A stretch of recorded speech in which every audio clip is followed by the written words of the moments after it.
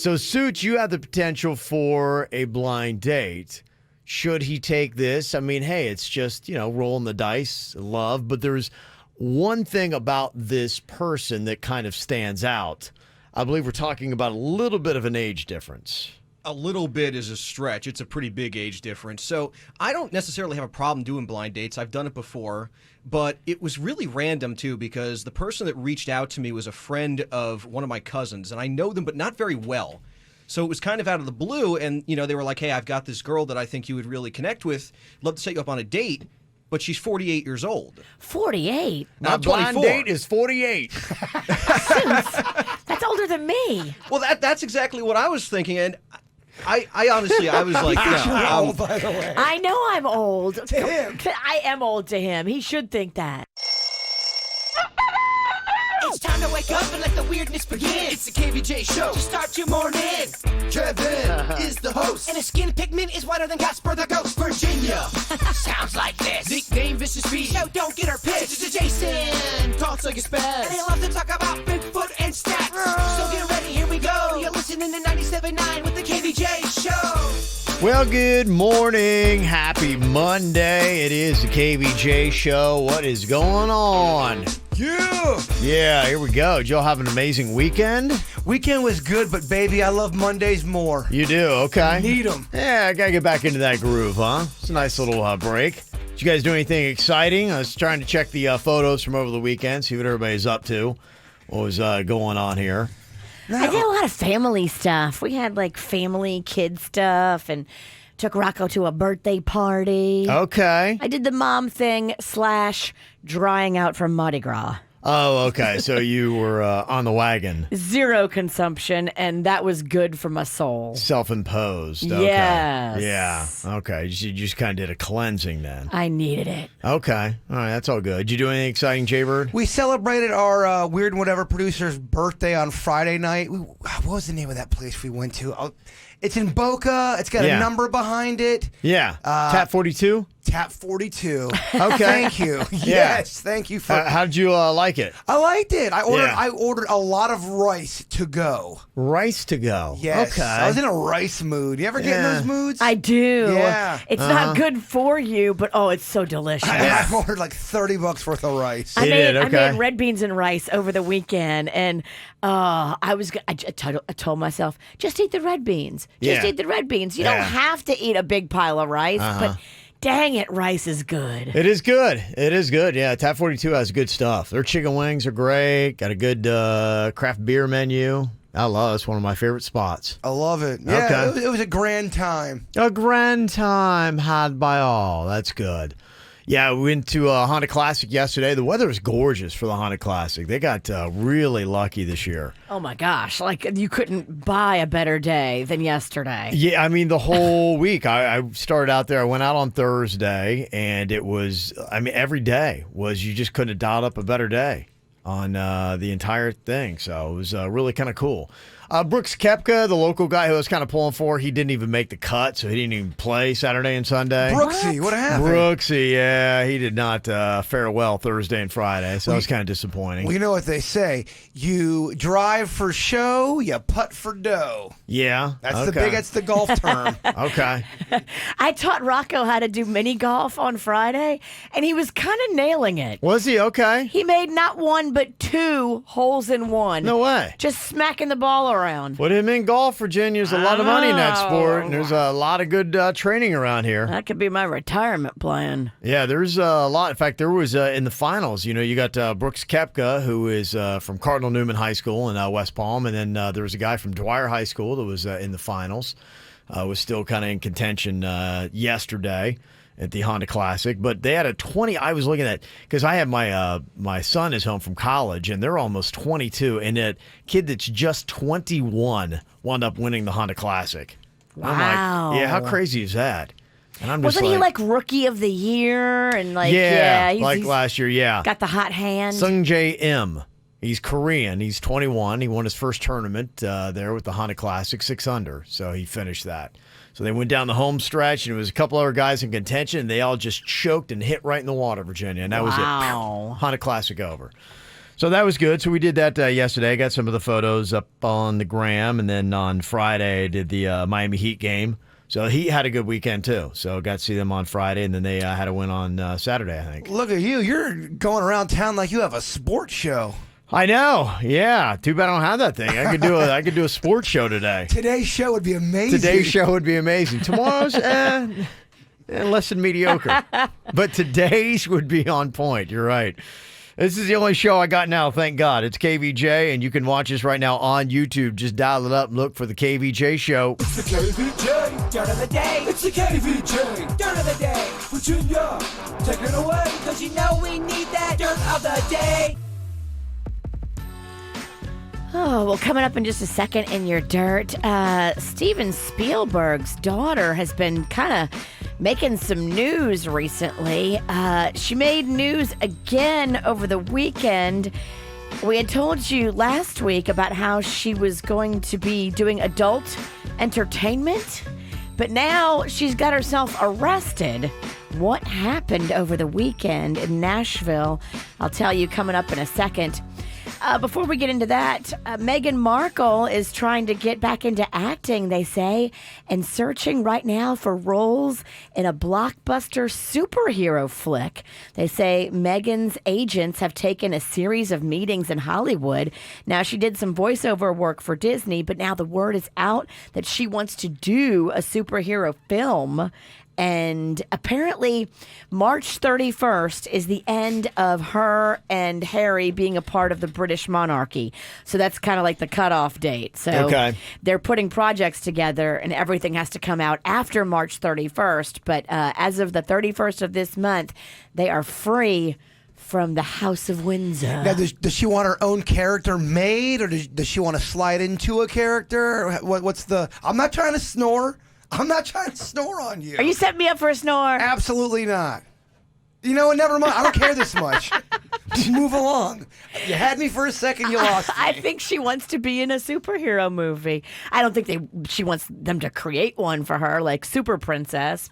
But I think that she just wants to be a part of a big blockbuster film and make who doesn't? Her first, right? Exactly. I mean, every actress in Hollywood. You just say it and you expect it to happen. Is that what's going to happen? She just says it and I don't know. You're in the new Wonder Woman. I don't know. Did you guys see Oprah over the weekend? Yeah. Oh, bless her heart. She ironically was doing a speaking tour about living a balanced life when she fell on stage. Oh. Yeah. She was, I guess, wearing some slippery shoes, and we do have a little clip of what that sounded like. Wellness to me means all things in balance, and balance doesn't mean all things are equal or at peace at all times. I mean, the irony. It's nice to be talking about balance and fall.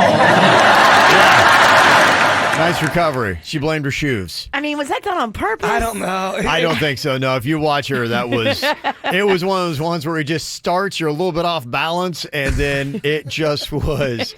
I mean, momentum took its course and gravity took over. And finally here, Steven Spielberg's daughter got arrested over the weekend, charged with domestic violence in Nashville. She said that it was a misunderstanding. They were going to do a little 12-hour hold on her, which is normal for domestic violence cases in Nashville. The news comes just 1 week after she announced that she was going to start in the adult entertainment industry. So I'm sure Steven Spielberg has probably aged a good 10 years in the past 10 days. Ugh. Doesn't everybody who gets arrested say, oh, it was a misunderstanding? Yeah, you better hope there's not a body cam that says otherwise, because TMZ will get it, and we will see it, and they will run with it. Mm-hmm. And that's what's going on in your Dirt of the Day, brought to you by the Taste of Little Italy. It happens this weekend at Tradition, and it's in Port St. Lucie. It's a beautiful Italian festival. It's free, and there's going to be rides and food and entertainment and all kinds of fun stuff. So we'll see you out there in Tradition this weekend for the Taste of Little Italy. It's time for viral audio. So had your kids, had your wife. Double rainbow all the way across the sky. Ain't nobody got time for that.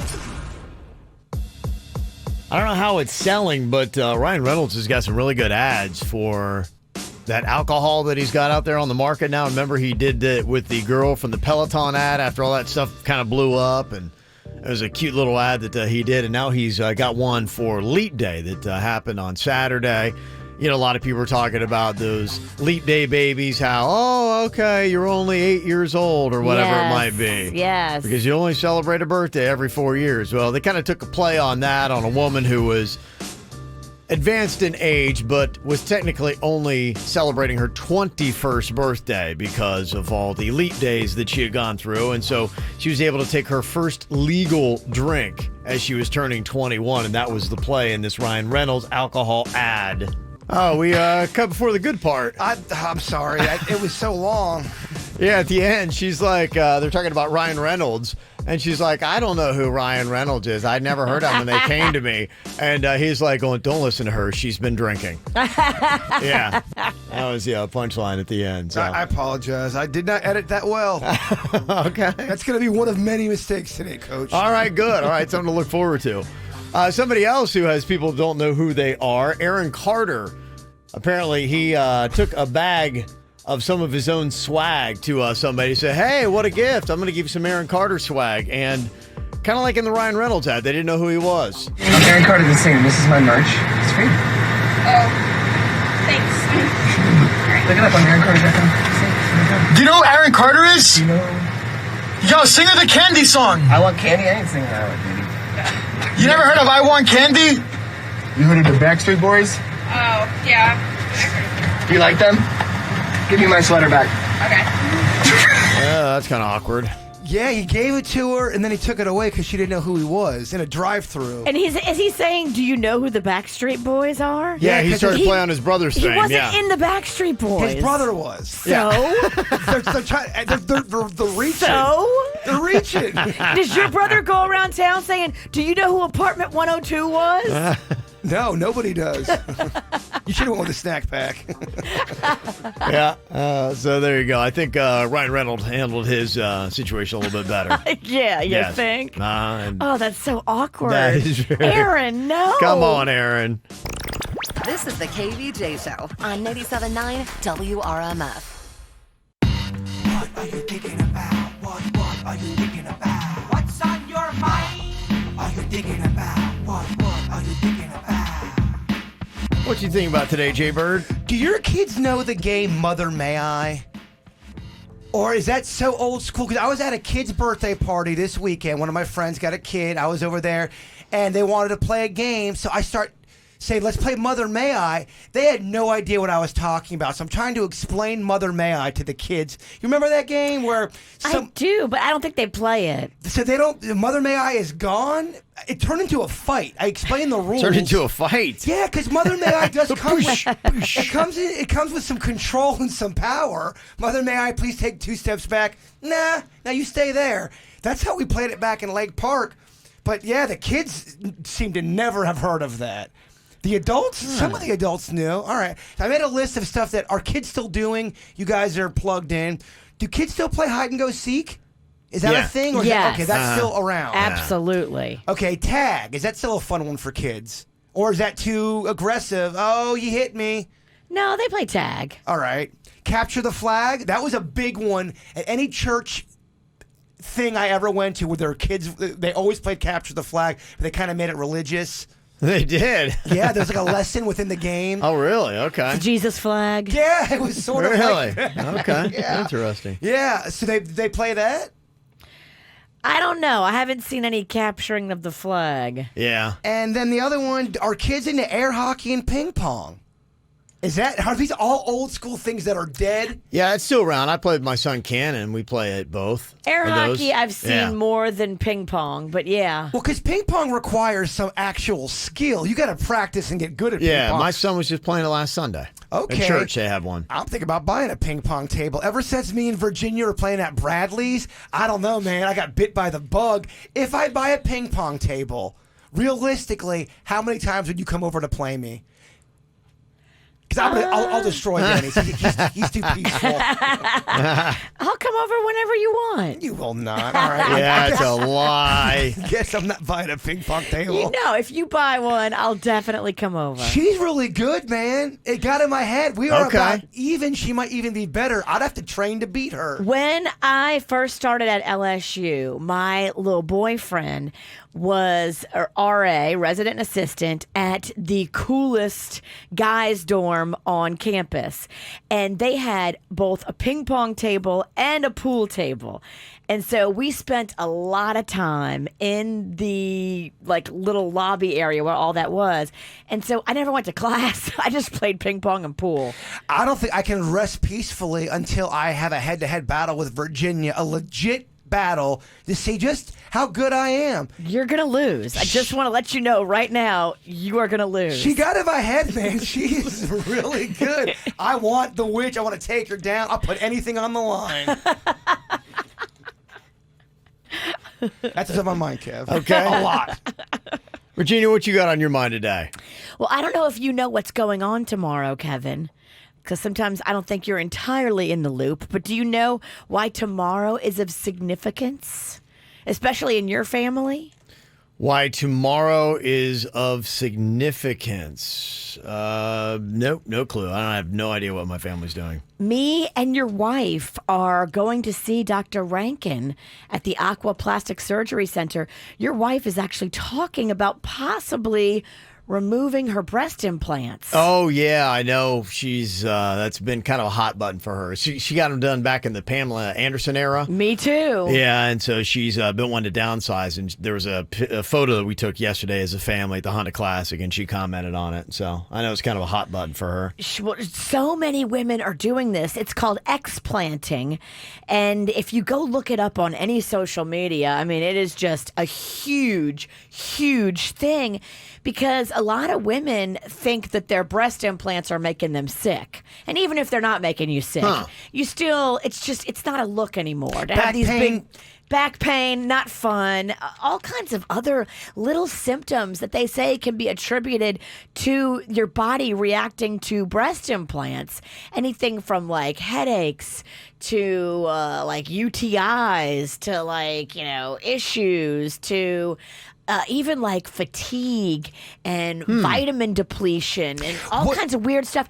Women are posting pictures of themselves right before they have the breast implants taken out, and then they're posting pictures of themselves 20 hours later or 24 hours later. Their whole coloring, their eyes, everything changes. Really? Wow. It is weird. You should look into it. It's fascinating to think that these breast implants could be making women sick. When you got your breast implants, what size did you go? You went from an A cup to a what? I went from an A cup to a full C originally. Okay. Which that was the style. That was the look. Everybody was like a lollipop with boobs on it. I knew a lot of people that went bigger, that went D, that were in your A cup area. They went to the D level. Absolutely. You absolutely had that as well. I've tried to get them much smaller, and I think I started the journey right before explanting became the thing. Okay. Because that's what I kind of wanted to do, but I wasn't ready to make the full. You didn't want them real big? Do you remember the whole process, the doctor talking to you? How big did you want them? Did you remember saying, all right, I don't want to go too big? Well, back in the day, I wanted to be a C. But now in the past 5 years, I haven't wanted to be a C anymore. I've wanted to be much, much smaller. So it's really tricky. It's a whole thing. Mm-hmm. But I encourage anybody to go look it up. If you're thinking about doing it, there's a whole tribe of women that have done it and chronicled their journeys of explanting is what it's called. Okay. I'd like my breast smaller. Just the left one. Just the left Just one. the left. Right one's fine. The left one is just all odd. I don't believe you have an insert, though, do you? No, but it would be did you get a Hot Pocket put in there? He actually just needs to have his real breast tissue removed on one side. Oh, you've got too much. It's been that way since when I was 11 years old. We noticed my even my nipple, the whole boob was getting bigger than the right one, and the doctor always chalked it up as it's puberty. You'll grow out of it. When I was 12, I had lopsided boobies. most girls have lopsided boobies. They're usually not born symmetrical. So don't feel bad, honey. You're in the norm. I'm not a girl. You're in the norm. You're hashtag just like us. Okay, all right. I do. I feel better. Okay. There you go. How long would you say on average before you get bored in a conversation and tune out?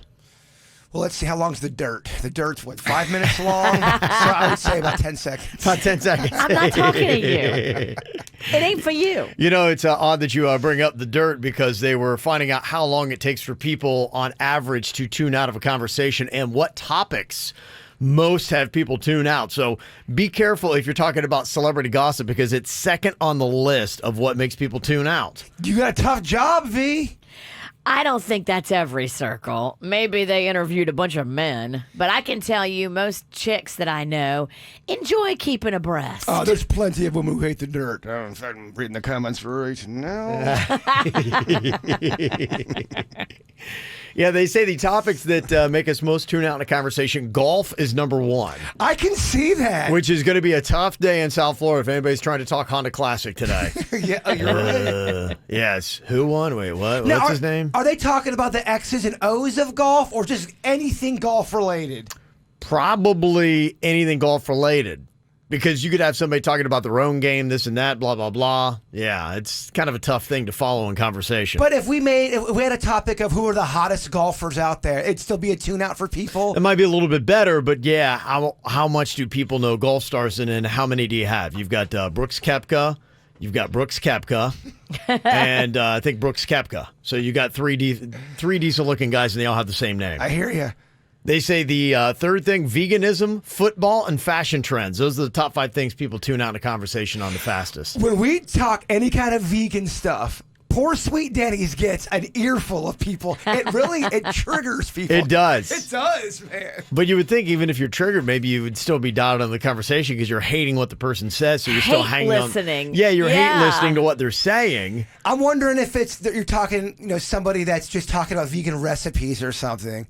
I think people would listen to a vegan getting yelled at. Or if they just went on the concepts of why they're vegan and they went on, this, that, the environment, blah, blah, blah. So, or they're trying to change you to be a vegan and you love a cheeseburger. Yeah.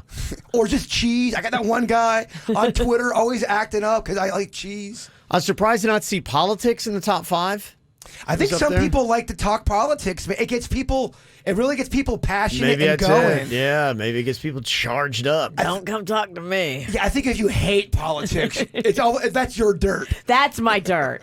That's my kryptonite. So on these top 5, they say that the average person checks out within 3 minutes in a conversation. But I also feel like if you brought a topic just talking about math, I think people would tune out on that too. Seems like it, but what do you say about math? It sucks. The integers and the remainder. I know nothing about math.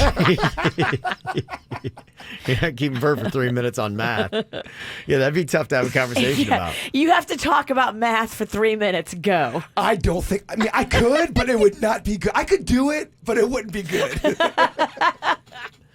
Other things on that had to do like with your own vacations and things like that, talking too much about you. But what I think it is for anybody in South Florida, you always wind up in these kind of like events where you're just trying to come up with small talk and conversation. It probably is good to let you know that you might want to switch topics about every 3 minutes and watch these 5 topics because people tend to dial out a lot more quickly in a conversation. Technically, the royal family would be in the celebrity world, right? Yeah, I put that in celebrity gossip. That's my number 1 tune out. I cannot stand talking about the royal family.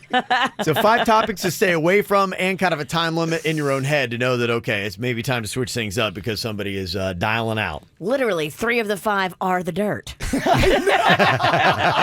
Yeah, that's pretty much it. So how exactly is that relationship going with Taylor Swift and Katy Perry? Well, apparently they're not really close chums.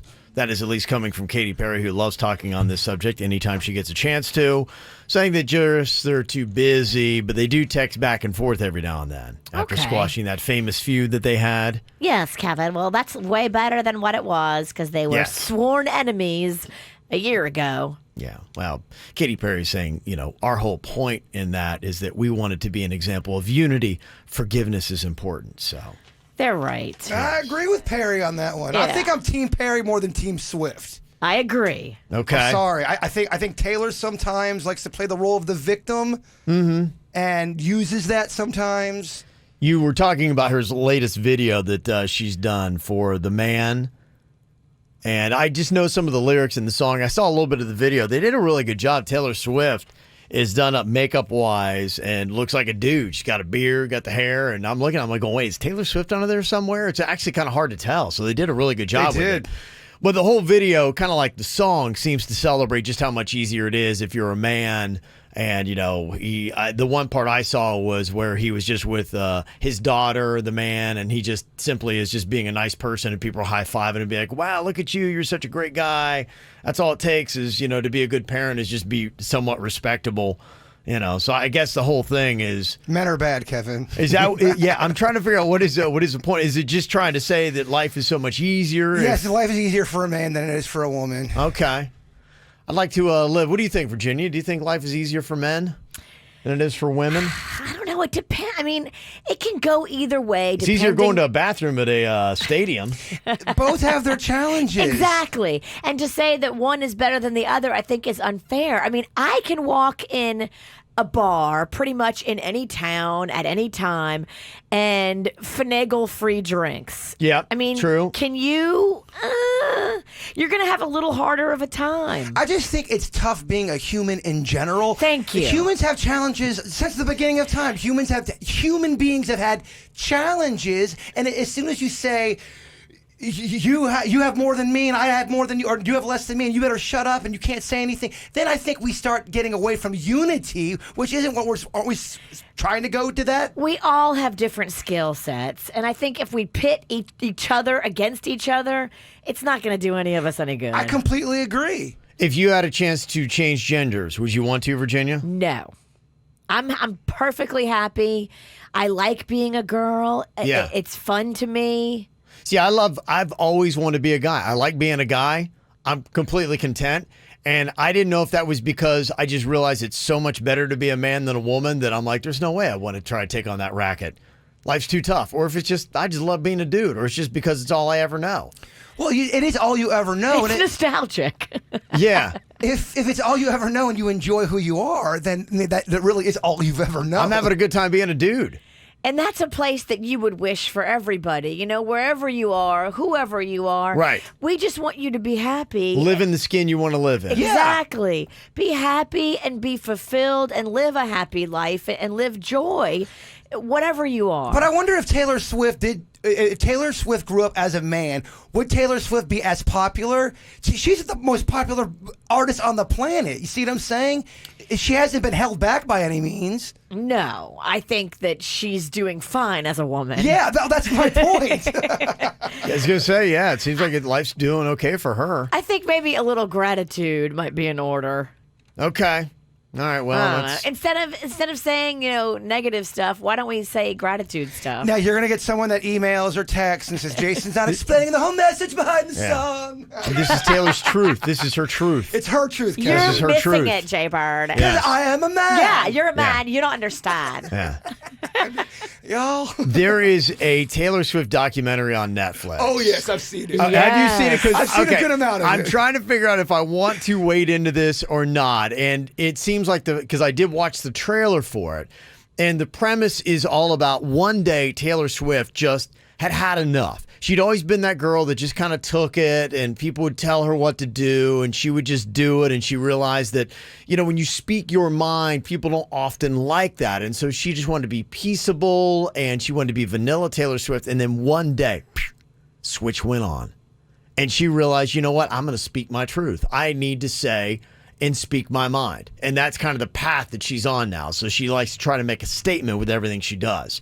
So am I going to love this documentary? Is it going to be eye-opening about Taylor Swift? I think if you're a huge Taylor Swift fan, like I'm a Billy Joel fan, yeah. I'm going to defend Billy Joel. Her fans are going to defend her. They're going to love her. And I think if you watch it and you're not a huge Taylor Swift fan, you're going to be like, okay, well, I mean, you still made it. You're still crushing it. Yeah. You're still wildly successful. It's kind of odd. I would tell any musical artist with this, too, because I've had many artists that I've loved. Talk about the band Kiss. I got to a point I couldn't. Right now, my status, I don't know if I can even stand the band Kiss because they're so annoying in what they say in interviews and everything. That I'd just be like, would you guys just shut up and just perform? How many artists are that? And does it get to a point with Taylor Swift where you're like going, gosh, I really liked it better when she just didn't say anything? Taylor, who's holding you back? Like, who's holding you back, Taylor? I don't know. You're the most popular artist of all time in the last 20. What are you talking about? Yeah. Who is holding you back? Ever. She's not been held back. In fact, she looked like she's doing okay. She's doing great. Yeah. But you're not allowed to say that because now I'm hating on women, which I'm not. I'm hating on Taylor Swift. Well, I think it's to me, it is an interesting point. I would say this to any musical artist that is out there. And I think that, even celebrities are finding this out too in Hollywood, that sometimes speaking too much, if you stand up for a cause that we can all agree on, you're like going, gosh, that's great that they're behind this and they're doing this anti-bullying campaign or something like that. But I think it's when people just speak too much about themselves and their own... Introspectively. Yes. Rather than to help the greater good. Right. Instead of helping others, you're talking about how, someone needed to help me and what I went through. Yeah, that's the one thing I've noticed, that with the turn with Taylor Swift, everything I hear and read negative is we are so sick of hearing millionaires and billionaires complain about stuff where people have real life problems that they're dealing with and struggling with. So the wah thing gets to some people. Right. And so I wonder, Taylor Swift, the new woke Taylor Swift, she speaks her mind a lot, but I wonder if it'll turn the tide of people to say, hey, can we go back to putting a lid on it? And no one's saying you can't speak your mind. Yeah, true. Speak it's your mind. Style and how you do it. Do whatever you want, but also people are going to speak their mind back. Yeah. So anyway, there you go. The new video is definitely something that people were talking about. And if you're a big Taylor Swift fan, you got a Netflix documentary you can check out. This is 97.9 WRMF Palm Beach. Here's what's coming up on the Dirt of the Day. Dirt of the Day. Well, it's always sad whenever we lose somebody and talk about it in the dirt of the day, but it's really sad when it's somebody that we know and somebody that's here local. And coming up in a second, I'll give you a wrap up to a story that we had on Friday about a sad local celebrity death on TMZ this morning. Entertainment updates 5 minutes after every hour from the KVJ Show on 97.9 WRMF. Talking a little bit about Taylor Swift. She's got a lot of stuff coming out, including a new video people are talking about. The makeup job's pretty impressive for a video for The Man, where she goes undercover as a dude and kind of talks about just all the perks and the pluses of being a guy, and she gets to discover firsthand for herself in the video. Some of the comments that people text in about Taylor Swift's new video and their thoughts on it. Somebody said the part where she's dressed as a guy and she's got her daughter with her and everybody's like high-fiving him, being the man, being such a good dad just by being a regular person, shows that the bar is maybe set lower for dads. And somebody said, I think that section of the video is trying to show that dads get compliments for something that they should be doing as a father anyway, and yet mom, who works her butt off, gets no credit. And that's a lot, I think, of what the video is about that is out there. Who in this room, I know so many people that give moms credit because moms deserve credit. Who's these people saying moms don't deserve credit? I don't know. Apparently that is a vibe that is out there and detected. I will tell you, as a dad, I get no credit ever. So it's just the opposite for me. Yeah, no one's ever high-fived me. Obviously, I'm not doing it right. Somebody else said, for many professions, it's way better to be a man than a woman. I have been in multiple scenarios where I'm not taken seriously simply because I'm a girl, whereas a man can make the exact same suggestion as I did, and it's taken like it's the next Bible. And I think that there have been some things like that. I hope that it's improving. I keep looking at the stats and pay and all that kind of stuff, and it seems like there is some improvements, but we're not all the way there yet. Well, I think a lot of it, too, is like as the old school people and the mentality leaves most industry and business because of just natural retirement and stuff. I think the new crop of young workers don't look at it like that. I really think it's shifting. And I see it even like in radio, the old timers that we come into contact with. Oh, yeah. They only talk to Kevin. They only think of Kevin as the KVJ show. But like, Well, he is the Kevin Ralston. He though. is the Kevin Ralston. Look He at does that hair. have amazing hair. Yeah, I mean, Thank you. Thank But you. I think as you get younger people involved in industry and business and making decisions, that is going to be less and less. It's an old school mentality. it's part of the hierarchy.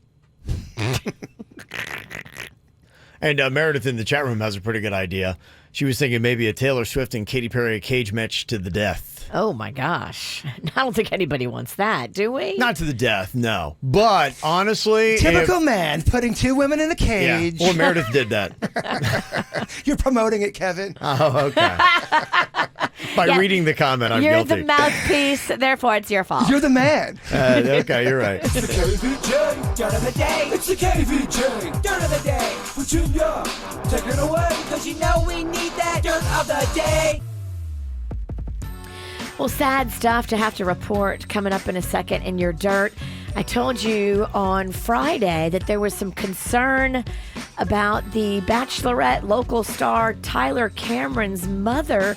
He had canceled some appearances quickly that were supposed to happen on Friday and then posted a message to ask everyone to pray for his mom on Friday, and now we know exactly what happened with his family, and it's very sad and upsetting. And we'll give you the details, unfortunately, coming up in just a second. Before we get into that, though, Lady Gaga's dad, Joe Germanotta, is refusing to pay rent for his restaurant that is housed in the Grand Central Terminal in New York because he says the homeless problem and the rat problem and the outdated facilities problem is so bad that it's hurting his business by 30% since he opened. He owns this spot called Artbird and Whiskey Bar right there in the terminal that he opened back in 2018, but he says that there's so many homeless people in that food court area that it tends to run off real business and is really hurting him to the tune of 30% since he opened. He is considering not just not paying his rent, but also suing them for loss of business. So stay tuned on that one. Lady Gaga's dad. That's fascinating. Mm-hmm. In other news, did you see Gwyneth Paltrow over the weekend said that Shallow Hal was a, quote, disaster and says that it is the movie that she most regrets of anything she's ever done. Mm-hmm. I just saw the basis on that, and I was trying to figure out what was it that she hated about it.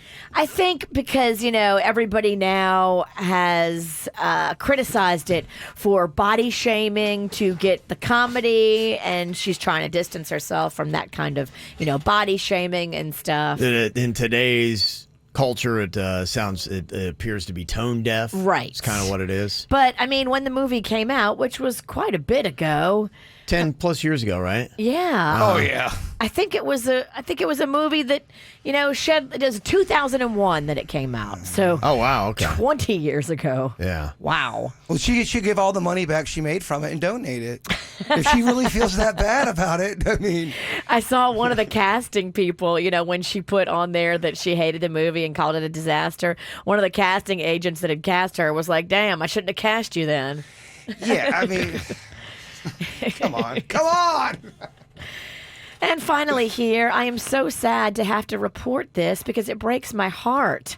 According to reports and according to local information, Tyler Cameron from The Bachelorette, local kid from Jupiter that we were all cheering for and loving and just so proud of, we had become friends with his mother, and she passed away on Thursday.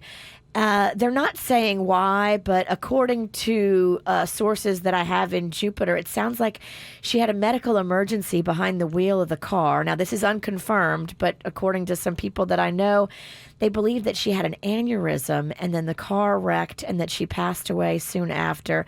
And it's just heartbreaking because Tyler's mom was so lovely and such a beautiful, supportive mother of her children. Mm-hmm. I was looking back at texts that I shared with her back in November when she was so proud and bragging that Tyler was bringing her as his date to the People's Choice Awards in Los Angeles. And every time I would text her and ask about, how's Tyler doing, she would always make it a point to say, he's great, but I also want to tell you about what my other two sons were doing in athletics and in scholarly efforts and in school and everything. She was so proud of her three sons, and I just hope that they know that today, that how proud she was of them. So Andrea Cameron, we're so sad to say, passed away on Thursday right here locally, and thoughts and prayers for that family as they struggle with all of this.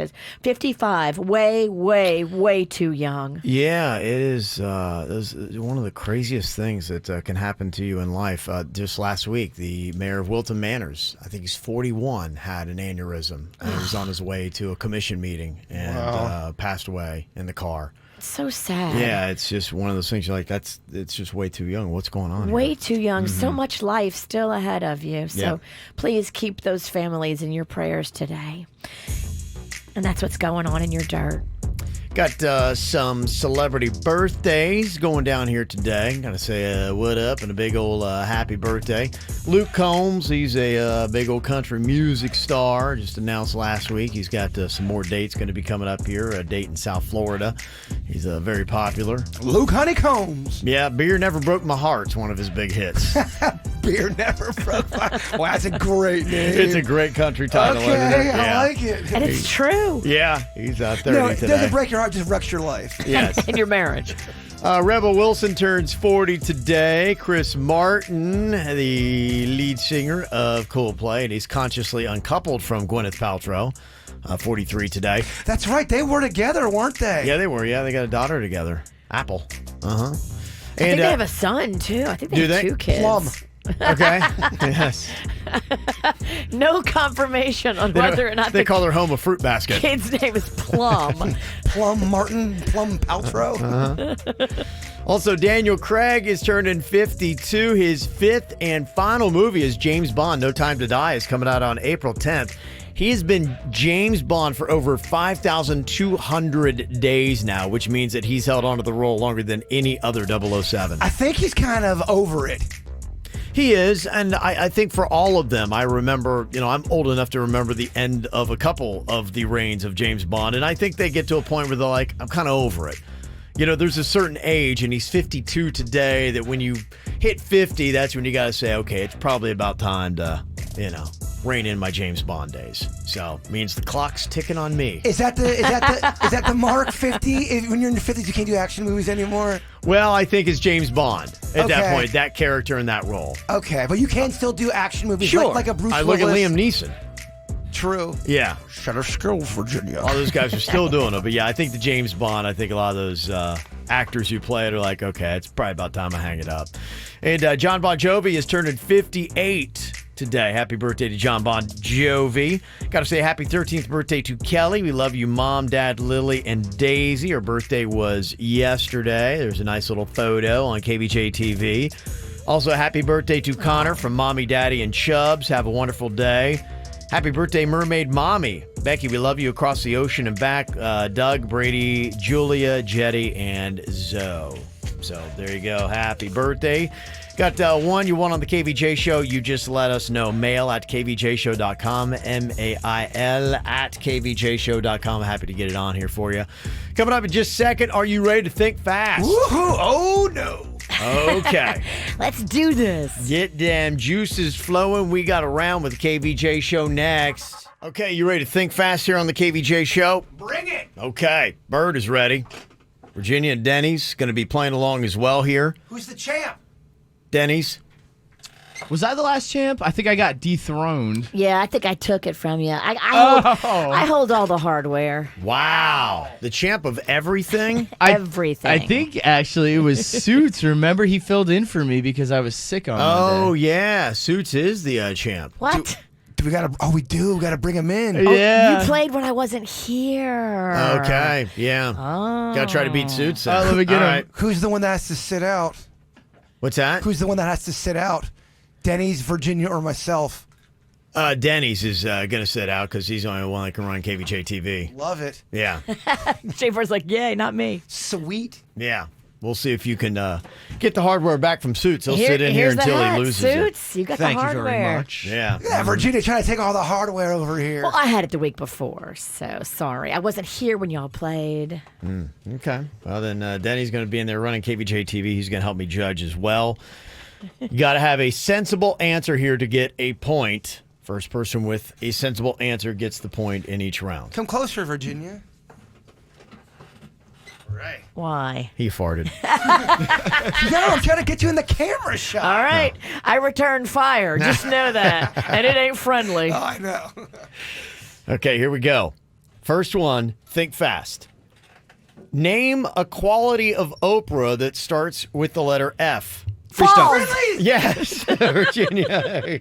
We can go that. Falls. Nice. Poor Oprah. She was talking literally about balance to a packed crowd, and she fell as she was talking about life balance. It's so crazy and ironic, isn't it? Irony. Yes. Wellness to me means all things in balance, and balance doesn't mean all things are equal or at peace at all times. Oh, yep, there you go. You hear thump, thump. Thump, You hear thump. someone go, oh, Oprah. Oh. The whole crowd. Well, it's one of those ones where you could tell, and she did blame her shoes, but she starts with the side thing, and then she goes there going, oh, is she going to catch it, or is gravity going to take over? So it was, for a minute there is a big battle between Oprah and gravity. And you didn't know for a second, you're like, okay, Oprah's got the edge. No, gravity. Oh, and then gravity just took over, and she went down. You got to be careful, too, with some of these fancy shoes. Yep. If you haven't cut the bottoms of them yet, and they're new and they're slippery, I know, because I've done this. When you wear your new shoes out for the first time and they haven't been broken in, you can take a spill. And she did. All right, Virginia's got the lead here. Think fast, 1-0 over Jbird and Suits. What about this? Think fast. Name something couples fight over that start with the letter M. Money! Denny's in there. What do you think? All three look like Virginia was starting to get in first. Jbird was louder. There's no doubt about that. Always. Yeah. Who was more annoying? Also, Jbird. I agree. Denny's giving it to Virginia. It's 2-0. Bird got up to challenge it. Okay, Yep. mijo. I see what's going on. Yep. Denny's, the check is in the mail. Okay, Virginia's running away with this. Next up, think fast. Name a unit of measure that starts with the letter K. Kilometers! Okay, yeah. Kilometers, go there, yeah. Kilometers. Bird has got a point there. And think fast. All right. Name something from the periodic table of elements, starting with the letter G. Gas! Granite. No. Gas! Gas. What'd you say, Suits? Granite. Granite? Granite? Gas? You can't throw science at Or us this gas early. is. Geranium? I don't know anything that starts with a G. Yeah. Chloroform? Agoraphobe. We're just making stuff up. We don't know anything. We're not really good with that kind of stuff, Kev. Okay. Sounds like a smart question, and we pass. You've got gallium. How can You've we forget got germanium, Oh, germanium. gold, and hafnium. Okay, we know Those are two. gold. Germanium. He was great in the Jackson 5. Yes. Germanium. Okay, let's see. Kevin, don't give us smart questions. right. I mean, Yeah. come on. Know the room. Dumb it down. Know the room, kid. Ralston. All right. Name a kind of meat that starts with the letter P. Pork! Oh, vicious on it. V. She is quick. She is on it. Suits, you have been eliminated. Oh, you can leave the cap and don't let the door hit you where the Lord split you. Yeah. Damn. It's mean. Yeah, get out, Suits. Yep. And just like that, he gone. Send Denise back in. He gone. Okay. Next up, it is a kind of beer that starts with the letter G. Golden ale. Golden ale? Okay, we'll take that, Virginia. Why not? And we'll give you a win with that. All right. Yep. Very nice. Hardware is back at home. One more question for 5 points. Very nice. Well played. Word. Coming up here, we got your call 'em outs for today. Who do you need to call out and for what? Sounds like Jbird and Denny's have had some weird neighbor stuff that has been going on here. I always have some kind of story. Someone's weirder than them? I doubt it. I know it's amazing that we have something going on in our neighborhood. Yeah. Something with Denny's where I know you were saying last week you've had all kinds of different stuff going on, Jbird, from people knocking at your door, weird hours, to people kind of like looking around and lurking in your patio area. It's gotten so weird that there's stuff I can't even talk about on the air. It's gotten that weird. Why? You should talk about everything. Because I'm still investigating it. Because I feel like something's going on. But You're investigating? Yeah, I'm investigating. But yeah, Sweet Denny's, he thought he was getting robbed yesterday. Oh, no. Why? Who's robbing you? So I was sitting there, and to my left, you could see outside into the porch, and Yeah. everything was fine. And I heard the gate open, but, sometimes they drop packages off, so I wasn't thinking. But this guy steps onto my porch, starts looking around, and then just leaves the gate open and everything. He was casing you. Oh, no, he was like looking under stuff. He was looking in the little area by Looking under stuff? Yeah, he was like picking stuff up on the ground, looking under it. That's I got looking that for a shelf. key. Yeah, I got shelf, and I don't think you could see into because it was dark in my apartment. Oh, so I don't know if okay, you yeah. could tell anyone was home. But so at first it didn't. I heard the thing open, and I kind of peeked. I thought it was the delivery guy, so I was just chilling. Yeah. And then I seen him like rifling through stuff, and I look, and I start walking up to the window, and then I'm kind of apprehensive because I'm like, I don't want to start something here. And he looked around and then just left my gate wide open and everything. He's got cats there that can escape. Yeah. Oh, yeah. Terrible. I let him out on the porch so they can chill. So. He let the cats out on purpose. Oh, gosh, that'd be terrible. Rufus the talking cat. I mean, that cat loves freedom. Oh, if he can't wait. If he could get a break, he'd tear loose. They're hard to get. We've lost cats before. It takes a while to rail them back How in. many cats have you lost? None of your business. We have a cat count. Uh-oh. Tender subject. How many jackets do you have that look like a rug? I mean, you got to check it out on KVJ TV. Oh, this thing is sweet. I wanna- Jealous much? It's great. I want to put a table on you. You can dry off on it and then wear it to work. You do remind me that I do have to get some rugs. Okay, wow. Yeah, it's today's day and age. It just, if you're lurking anywhere on somebody's property, I feel weird about doing it. I just don't think it's something you should do. People are just leery about it. Well, I think Virginia's right. I think the guy was casing the place out. Yeah. Because seems like it. There's a lot of the people, you've heard it before. I'm sure you've read The Next Door. People hit up those places a lot. Yep. And the thing is, like, they're brazen. These crackheads in the middle of the day will do a home invasion. They do not care. You had it on your street, Kevin. Yeah, In they the do. middle of the day. It was the middle of the day for it. And we got a new era with package delivery. When you have so many things that the porch pirates, it's a whole new thing. And so, yeah, I sit, Jbird knows where I sit in the afternoons. That's where I do all my work. And I got the blinds open. And I see little flashes of people coming up and from the door. And I'm springing right up and going right on my little Xfinity app to see what's going on out there. And it does. Anytime somebody's near your stuff, you're like, what are you doing? Who is it? Yeah, I've got a suspicious bee problem all of a sudden going on by my gate, which is Bee problem? Yeah. Who do you blame that on? Nature? Nature? Not the bees, I my shipped friend. a giant honeycomb to his house. What, you think someone taped a beehive to... Kevin, it's an alarming... You think this is a diabolical act of someone who is constructed... That would be so awesome. Just send him a giant honeycomb. Someone who can speak to bees and talk to them to build in that area? I'm just saying. How do you think this happened? Some weird stuff has been going down, and now I have a wall of bees when I leave my... It's a wall of bees. So did they tape it there, or did they talk to the bees to tell them to build there? All I'm saying is this. It's an alarming amount of bees. Yes. And they're just, all of a sudden, they showed up. Bees might do that every now and then. It's just in this one...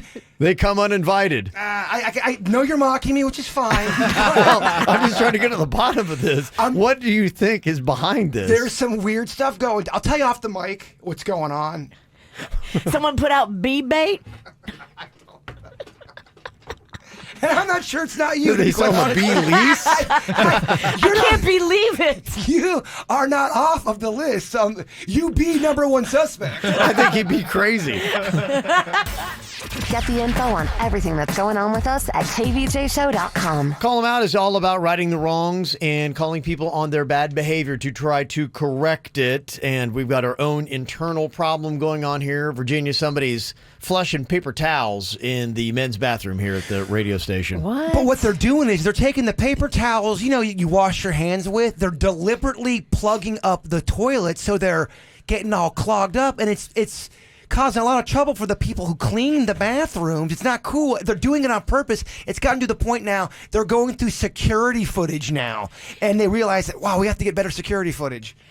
You guys always have some drama in the men's room. This is like the third time that somebody has been wildly inappropriate in there. Well, I just went in there during the commercial break. They put 9 of these pieces of papers up, and it's not that big of a bathroom, that says, please refrain from putting paper towels in the toilets. They're on both sides of the stall doors. They're on the outside door. They're on the urinal. They're on the mirror. They're on the paper towel dispenser. So whoever's doing this is just ignoring everything that they would put 9 of those up. 9 signs. And we know you're not wiping with those kind of things because it's like sandpaper. No one's doing that to their It's butt. intentional. Yeah. It's got to be Oh, intentional. yeah, it's intentional. It is. Somebody's... That's the word on the street. Just ain't cool. That's just it. When did the first issue happen? So when was it first noticed that it was clogged? I don't know the exact date, but I've been hearing about it for weeks. So this is Really? an ongoing thing. I didn't realize they were intentionally doing it. I just thought, Is it something that's happening more during the work week or on the weekend? These are all great questions that JMZ is going to get down to the bottom of, because we can't have this. The people who clean the building they're such nice people. That lovely They don't deserve lady. that. She's No. a beautiful human. She's great. So nice. She calls me Poppy. I love it. Yeah. It's just lack of respect. That's just it. It's lack of respect. Yeah. And it's somebody who needs to be called out. Well, they think they're getting away. They're sneaky about it, and they are just laying back and letting everyone talk about it. It's like a murderer, but they haven't gone to that level yet. I know that's intense. give them time. It's somebody who likes to create chaos and then sit back and go, ha, ha, ha. It is. They like to see the world burn. I have a few people in mind. I don't know about you, but I got a profile of what this dude is all about. And I got a list. And I got a list. I know people throw back in our face, well, you guys do pranks and mess with people, but we tell them after. We would never intentionally hurt the beautiful cleaning lady, and that's all you're doing. You're hurting this sweet woman who has to now put her hand in this disgusting toilet bowl hole. I just want to know if it's at nighttime. So we have a lot to do. We have a lot to figure out. Get on the case. Do you want me to make this priority 1? Because Oh, absolutely. Right. Yeah, drop everything else. Okay. It's the most important thing happening in our world. That and your bee problem. Look, y'all can mock. That's why I didn't want to bring it on the air, because I knew I was going to get mocked. What is a bee? What attracts bees? Flowers? Is that what it is? I'm going to plant so many flowers around your crib. You won't be able to, because I'll be able to see you from I have a little nook I can hide and see people, and they can't see me. I don't want to tell. Is this the nook where you get busted videoing your neighbors? They can see you. You have to finish that story. You can't just say, is that the nook where you video your neighbors? That makes me sound like a pervert. I was videoing people who were not picking up their dog poop. Huge difference. He's trying to do a call 'em out video, Virginia. Yeah, but you never tell the whole story. Yeah. Only the hot girls. That's not true. Although I have noticed a lot of hot girls do not pick up the dog poop. Oh, you being called out, hot girls. I'm above it. Hot girls don't like to touch poo. I am a 10. I don't think so. Yeah. I don't think so. It's natural. Have you seen these nails? No. I don't think so. Somebody's got to call them out. I want to call the dudes that just skipped the portable restrooms and peed in the corner at the Honda Classic. Not cool. There's a video circulating right now on social media. So at Mardi Gras, it's a big thing. People don't know where to go pee-pee because there's not portalettes everywhere, and a lot of Mardi Gras happens in neighborhoods. And so these two girls had gone behind a truck in somebody's driveway to pee, and the homeowner is standing behind the fence with a hose and starts spraying them. But he waits for them to get their pants down and start peeing before he starts spraying. What? And he goes, where do you live? You want me to go pee at your your place? And he's spraying them, and they're hot mad. I'm like, dude, somebody's going to come back at night and bust all your windows out. Okay, are they both wrong in that situation? I think they are both wrong. But I think the homeowner is the most dumb because they know where you live, and now they can come back with a Molotov cocktail at midnight. Yeah, I would have said something, and then when they turn around, you have the camera going. Yeah, video them. But then you're a pervert for videoing. Well, he videoed it anyway because it's on the internet. Okay. I watched it on a video, but to spray somebody with the hose, ugh, that's so aggressive. That is pretty aggressive. That is a strong move. Another call him out that we... I was going to say something, but I knew I was going to derail the topic, so I backed off. Oh, I just made an awkward pause. It's only a slight hiccup now. Yes. Okay. It's an improvement. This one said, I want to call out the Florida Panthers for dropping the ball this weekend and losing their 7th straight game at home. There's no ball, sir. It's a puck. And dimming the playoff hopes for fans. Aww. Yeah, I don't know what's happened to the Florida Panthers season, but it has been totally derailed. They've lost a franchise record 7 straight home games going 0-6-1. Did they really say ball in that email? Or that text? Yeah, they did. I think Virginia just called them out for not using the proper She did. terminology. A lot of call them outs here. Yeah, a lot of call them outs. Listen to this. This is crazy. This is calling them out. Somebody said, we've got people that are stealing dogs in Loxahatchee, and they're leaving ribbons on the bottom of a fence that marks potential dogs that they want to steal. Did you hear that story? Marked for theft. It was last week. We didn't play the audio. There was a guy who got his dog stolen for ransom, and he actually met the guy up, had to pay $1,000. The guy had the dog in a duffel bag, drops off the duffel bag, takes off, and the dog was in there. He's out $1,000, and they couldn't find the guy that did it. Wow. Whoa. That's intense. People will pay money for their dogs. Dang. Or cats. Mm-hmm. And children. Yeah, you're right.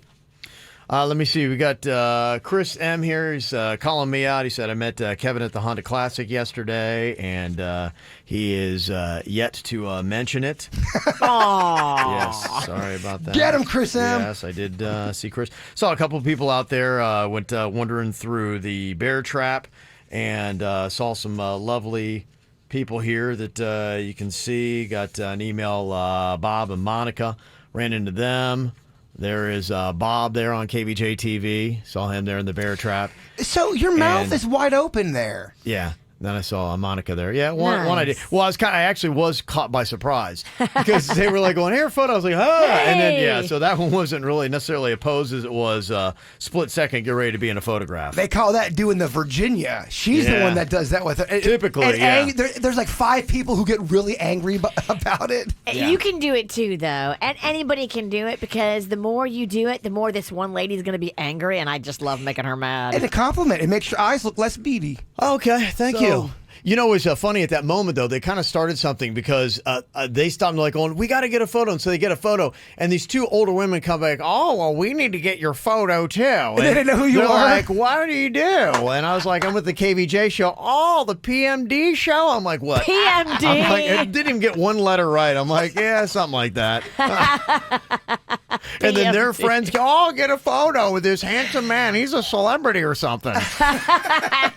Made you feel good, though. Yeah, thank you, Bob and Monica. They started a little trend going on there. Oh, PMD, my favorites.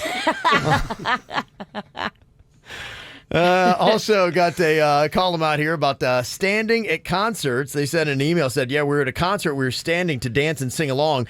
The woman in front of us was sitting and at one point threatened to have us removed. I think we might have bumped her like 2 times, but were never asked or given any indication we did that. Thoughts? Is it okay to stand up at a concert if no one else is? Or do we need to keep our behinds on the seat if nobody else is standing? The problem is not your standing. The problem is that you bumped her more than once. If you'd have just been standing, I don't think we'd be having this discussion. So you need to modify your question. Standing, not a problem, but hitting people, yeah, bumping into people is going to piss them off, especially when you do it multiple times. If you hit somebody, you need to immediately acknowledge and apologize and say, I'm so sorry, and then do everything you can to prevent it from happening again. Question, does it say what concert it was? No, it doesn't. I think that does kind of play into it, and that's a good question. Let's say you're at a John Mayer concert. He's got, it's not like he's going to blow the roof off the place with all this upbeat stuff, but he's got some songs that you could kind of groove to. If someone wants to stand in front of someone who has seats, are you being a jerk, or is standing just part of the concert experience? Well, I think if it's any kind of thing, any song that you could dance to, I think you have a right to stand up and dance at a concert. Yeah, what is this, Footloose? I like it. Yeah. So if it's a danceable type song, I mean, if you're at the Kravis or the Adrian Arch Center, then you might want to keep your butt in your seat. If no one else is standing, don't be the only one. And if you're not intended to dance, if the crowd is not intended to dance, then sit down. Otherwise, then you can stand up. It's on them. What if the situation is this? You're dancing, it's an upbeat song, but the woman or man behind you is 85 years old, and he goes, "Oh, Sonny, I just can't. I can't stand. Can you please sit down? I'm very old and apparently British." Yeah. Can you You sit for the Brit. You sit for the old? Sit for the Brit. You sit. Don't be a jerk. Don't give the Brit. Don't give Be kind to our elders, what you're telling me. Okay. Yes. Mm-hmm. Jane is on here from West Palm real quick. You are in building maintenance, and you had a case where a woman was doing something similar to what we have here at the radio station. She was stuffing paper towels down in the toilet, and there was a reason for this, Jane? Yes. So the reason was she didn't want splashback. And for 3 months, every 2 days, we had to go and unclog that toilet. And we couldn't figure out what was going on until we literally went there, saw what she was doing, and she explained, she's like, "I don't want that water touching me." So I think that might be the case. Oh, so they put down a layer of paper towels so that they don't get any splishy. So wait, when she's going potty, she drops bombs that splash and hit her? Yeah. Yes. Oh. You're not a big pooper, Virgin. That's why you can't relate. She would do her business, put another layer, do her business, put another layer, so that none of that water would come back on her. Wow. She's dropping real bombs. And she's kind of gross. Fascinating. Yeah. Well, we have those toilet seat-like cover paper things, though, behind them. So doesn't that kind of debunk that theory, at least for us? Well, I think this is on the water itself, on the Yeah. surface of the water. She doesn't want that. So when it hits the paper towel, almost catches it. It's like a poo net. Wow. The word on the street is that this Johnny-come-lately is trying to see the world burn, but he's talking about, now he brings in the factor of splashback. Yeah, there's a reason for doing it. I mean, if someone's doing it because they don't want to splash their own bottom, I have more forgiveness for them than if they're just trying to stuff the toilet to watch it overflow because they're a jerk off. Right. I mean, this might change my list They're entirely. not just being completely rude or trying to inconvenience But now, someone. who are we looking for? Are we looking for the biggest poopers, or are we looking for the biggest douches? Bottom line is this. The memo's gone out. It's everywhere. So who's ever doing this is disregarding the memo. They are not cleaning it up. They know it's causing problems, and they're still They don't doing care. it. They're an animal. They're a monster. And I personally think, and the word on the street, is they're doing it on purpose. They may have been innocent at first, but they know now. They've just been blowing it off. Oh, Suits is very hot on the collar. Look, he took off his tie. I know. Calm down. Okay. All right. We also got a call him out here, and I think everybody would agree to this. A call out to cancer for being a total a-hole. Absolutely. My friend already battled it once, and now it has come back 1,000,000 times stronger. She has one last miracle chance at fighting it before she moves on to hospice. She's a beautiful person with a loving husband and 2 sweet kids under 5 who helps change people's lives for a living. I honestly can't imagine the world without her. So prayers go to her in this D-bag disease. A call out for that. So, Amen. yeah, Sonia, thank you for that. So it is definitely a wicked, wicked disease. Do have a positive call them out. Somebody said, I want to thank the anonymous couple who paid for my husband's and my lunch yesterday at 2J's. Oh, what did you get? Yeah. Please text back. We don't have to talk about it on the air. Jbird wants to know. I really do want to know. Jbird does want to know. So there you go. Anything else to add in? 877-979-9763 here at the KVJ Show. Well, it is a challenge that we talked about a little bit last week, and there's nothing but respect on this. I was listening to it over the weekend. I was like, wow, this Eminem song Godzilla is just, to me, it's unbelievable. And being an old dog myself, I'm all about this because this shows the youngsters that the old guys in hip-hop can still bring it. I remember covering this story in the Dirt of the J. Yeah, you did. Yeah, okay. Eminem issued this challenge and said, hey, anybody wants to kind of bring it. You know, everybody's always I think they've always been telling Eminem to get out of the game. One, early on because I think he was white, and then two is because now he's old. So he's old and white, and they're like going, there's no room for you in this game. There's plenty of room. If you can rap like that, there's plenty of room. So I think he comes out with this saying, okay, all right, if you guys really have it going on, do this. Wow, how about that, huh? I mean, that's crazy.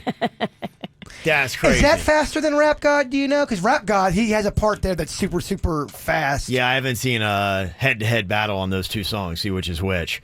So coming up here in just a second, we're going to give a quick little 10-second shot to see exactly how well we could hang with it. Oh, I can already tell you how. How would we fare? It's going to be a disaster, Kevin. Of epic proportions. It is going to be bad, but it's going to be really bad for one person here. We're going to be doing a quick little drawing here. One person is going to try the Godzilla Eminem hip-hop challenge while with the shot collar on. They got to make it through the whole thing, and they get a shock for each mess up. What? Just letting you know, if Kevin does not get that, the spring of rig is in full effect because this is a fool's errand. This is literally sudden death. No one's going to win. A fool's errand? A fool's errand. Oh. Who's this fool Aaron? Who's he talking about? This guy named Aaron. Who's Zarin? I don't know Zarin. Who is this guy? Who is this guy? Sorry, I slurred. Who is this guy? Okay, so we're going to draw a card here yet. I don't think anybody's going to do it well. Everybody else is going to just do 10 seconds of it, just kind of like get a little bit of a taste, and then one person is going to try to tackle a little bit more. We'll see what happens first. The witch looks Oh, this would be great. shook. Virginia's our hip-hop star, though. Oh, whatever. She is the hip-hop star on KVJ. You're Visser's V, dog. Yeah. You can't even talk. What's the matter with you? He doesn't get it. Did you have a stroke? Oh, no. Did you stroke out? I don't know why I'm talking like Jonah Foster. Okay. All right, we're drawing the cards. See exactly who's going to try it with the shock collar coming up in just a second. All right, I got myself an 8. Oh, it's a good number, Kevin. Yeah. All right, Virginia, what do you have over there? Do me last. I have a feeling I'm the worst. Okay. I have a feeling she is too. You do. Jbird, what do you got? You look confident over there. I'm the queen, my friend. Oh. Queen. Danny's, what do you got? I got a 5. Okay, so right now Danny's is doing the Godzilla challenge with the shot collar. Virginia, what do you got? Denny's, you're safe. I got a 3. Shock the witch! Yeah. Shock the witch! Oh, it's Shock coming the up witch! next. Okay, everybody's going to give it a shot here. Just see how we do, because he's challenging people to try to do it themselves, the Godzilla challenge. How well can you do, and how fast can you go with this? I am going to be terrible. Yeah, I think I'm going to be the worst on the show. It's a good thing I don't have the shot collar. Virginia drew the lowest card. She's going to wear the shot collar for hers. It is nice to have that freedom of not getting shocked and to kind of go for it. Isn't that nice, Kevin? Yeah, it is kind of nice. Boy, this summer or this spring of rig is not so bad. Is it the spring yet? Or is it still the winter of rig? No, you got a couple more weeks. Okay. Yeah, we're getting there. I'm not good with seasons. Not your strength. Okay, you don't have to do the whole thing. Just do until like the mentally ill part. That's probably good. That's just maybe, and just for perspective, that's not even half of it. To see how fast you can go, to give it a little bit of a taste, to see how well you do. You want all of us to try it separately? You go last, because you're the star of this show, Snack Bar. This is all for you. All right. Virginia goes last. Okay. All right, let me try this out here. Okay. Film with a venom and eliminate him. In other words, I mitigated him. I don't want to hurt him, and I bet I did it in a fit of rage. I'm murdering again. Nobody will ever evade. It's so hard. You gave me goosebumps, baby. Finna kill him and dump all the bodies in the lake, obliterate and everything, incarcerate and renegade him. There's no way. That's unbelievable. Terrible. Jbird, give it a shot. Fun with the venom and a lot of minute. I don't want to hurt him. Wow.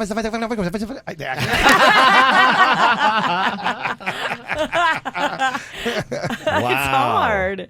Denny's, give it a shot. Fill him with the venom, eliminate him. In other words, eliminate him. I never want to hurt him. I'm finna rage. I murdered again. Nobody ever evade him. Gonna finna kill and dumping the bodies in the lake. No, it's so hard. Get out of here. Oh, that was by far the best. Yeah, that's fire, yo. Get out of here. By far the best here. Yeah, Denny's is good. You are Godzilla. Okay, Virginia's got to get to mentally ill. Light little shock every time she has a blunder until she gets to that point. I don't really want to shock her because it definitely pains me in my heart to do it, but I will do it if no one else wants to. Okay, you can do it if you want. Oh, Kev, I really don't want to. Yeah. Is it that button? Okay. Yes. She's got her witch's dress on today. Kind of worked out perfect. She does. It's just a black dress. Mm-hmm. It's already tingling. That's the thing about the shocker. It tingles before you even hit it. Oh, it's live and it's active, baby. It does. Okay. I'm nervous. I'm nervous. I know. I get it. Yeah. That's going to make it harder to rap. Because I blew it, Bird blew it, Denny's did okay. Denny's would have only gotten like maybe one shock if that. Denny's murdered it, son. Would? Okay. Can y'all not look at me? Because that makes me even more nervous. Okay, everyone look at her. Jbird, you don't look at me. Just turn around and don't look at me. I can't. Okay. All right. So, of course, she's got diva demands. Of course. Then turn away because everybody's going to look at you. I'm going to turn this way, but don't look at me. The Mariah Carey of the Palm Beaches over here. Who's Mariah Carey? Who's got the shocker? You're right. I'm sorry, Was sir. it? Sorry, sir. Okay. All right. Virginia here trying to do Eminem's Godzilla rap challenge to see exactly how fast she can go. She has to go all the way to the mentally ill part. She gets a shock You're looking at me. every time she messes up. Okay. Stop looking at me. I'm telling you, I'm not going to be able to do it if you're looking at me. Okay. I'm not looking at her. All right, But here you go. I don't want to. Okay. All right, here you go. All right, Virginia, whenever you're ready, go on ahead and take it here. Fill him with the venom and eliminate him. In other words, I minute made him. I don't want to hurt him, but I did him fit of rage. I'm murdering again. Nobody will evade him. Finna kill him and dump all the bodies in the lick, obliterating everything, incinerate and renegade him, and make anybody who wanted but the pen afraid. Don't let anybody want it, but they're going to get it anyway, because I'm beginning to feel like I'm mentally ill. Wow. Crushed it. Crushed it. Wow. That's why I had to leave the studio. This is all a joke on me? I want to see the look on his face. He was so excited about shocking Virginia. I want to see how long it take. Because at first he's oddly impressed. He's like, wait, what's going on? I can't look at you. Like, this is so bizarre. All right. I just want to see. This is all just a ruse for the bird? No. I just wanted to see how mad you would get if Virginia nailed it in the first take. You crushed it. How mad would you have been if she really would have rattled that off? Wow. Like, this sounds kind of pre-recorded for some reason. And then she's doing the fake rapping. How could you not say anything and still be so bad She at did acting? a horrible fake. I'm terrible. She's bobbing up and down doing a horrible fake rap. That was the worst miming I've ever seen. I know. I'm a terrible actor. Have you seen any of the movies we've done together? All right, for real. Okay, down to mentally ill. All right, and whenever you get the shock, you pause and you pick it up from where you start on. You only have to go to mentally ill here, Virginia. All right. Okay. Okay. All right. Do we still have to not look at you, Virginia? Oh, the people in the chat room think it's real. She did pretty good. No, She did pretty great. good. It was a lie. Virginia did great. She nailed it. I mean, there was so many bad edits in there. Fill him with the venom and eliminate him. In other words, I minute made him. I don't want to hurt him, but I did him fit of rage. I'm murdering again. Nobody will evade him. I will tell you, though, that Virginia, it is sped up, but she didn't do that bad. All right, well. Okay, let's see how many times we shock her here It's in this. impossible. Okay, getting to mentally ill. Okay, Virginia, whenever you're ready, the Godzilla challenge by Eminem. Fill him with the venom and eliminate him. In other words, I minute made him. I don't want to hurt him in a fit of rage. I'm murdering again. Nobody will evade him. Finally kill him and dump all the bodies in the lake, obliterating everything, and incinerate and renegade him, and make everybody who pen afraid. But don't everybody want it. They're going to get it anyway. I was going to say, yeah. In fact, she probably messed up a couple times. I don't know. She technically was on it, but yeah, she messed up on that one. Okay, you got the last line to finish up, Virginia. I can't. I'm too shaky. And I'm not looking at you. Okay, where do I But don't nobody want it. But don't nobody want it because they're going to get it anyway because I'm beginning to feel like I'm mentally ill. I'm kill me. Wow. Sorry. 3, 2, 1, burn the witch. Wow. But she's taking it off. I think Virginia did the best. That was actually pretty impressive. All right.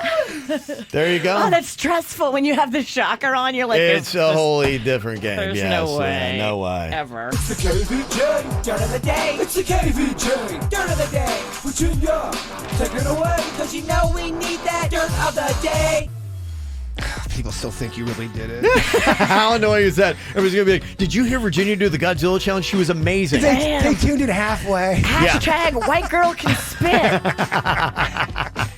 Fill him with the venom and eliminate him. In other words, I minute made him. I don't want to hurt him, but I did him fit in rage. I'm murdering again. Nobody will evade him. I'm gonna kill him and dump all the bodies in the lick, obliterating everything, incinerate and renegade him. Wow, pretty good. It sounds so natural. Yeah, so natural. I even messed up when Kevin was recording me, so he had to edit. Yeah. Lots of fun. All right, Virginia, what's going on here? Well, coming up in a second, I'll tell you about Flava Flav basically being publicly fired from Public Enemy. Now, I don't know how much work they've done together recently, but this is public and this is bad and embarrassing. What happened between him and Chuck D? We'll get into that coming up in just a second. Before we do that, you know who Megan Thee Stallion is? Yes. Seems to be a pretty complicated situation regarding her and her contract. Now, she had a contract that she signed years ago with a record label, and shocking, your first contract that you signed with a record label is not really great for you. Yeah. I mean, this is the story for so many musical artists. Long story short, she wanted to negotiate her contract, renegotiate it, now that she's a success and she's like really growing fast.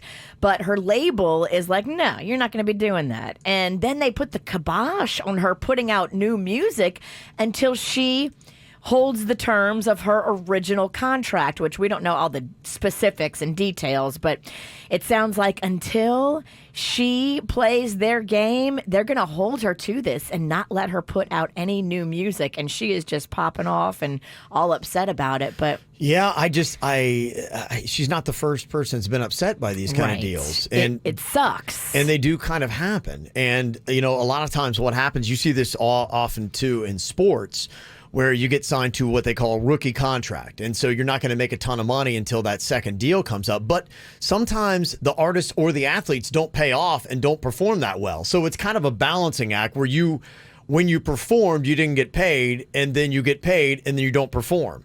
So sometimes that flip often happens. So it's their way of protecting themselves. Absolutely. Yeah. And finally here, I just want to say this sad story again in case you missed it in the earlier dirt. Tyler Cameron, local guy who is a star from The Bachelorette on ABC. We had become friends with his mom. She's actually a friend of the show and a huge supporter of just everything that we did, always so positive, always so kind.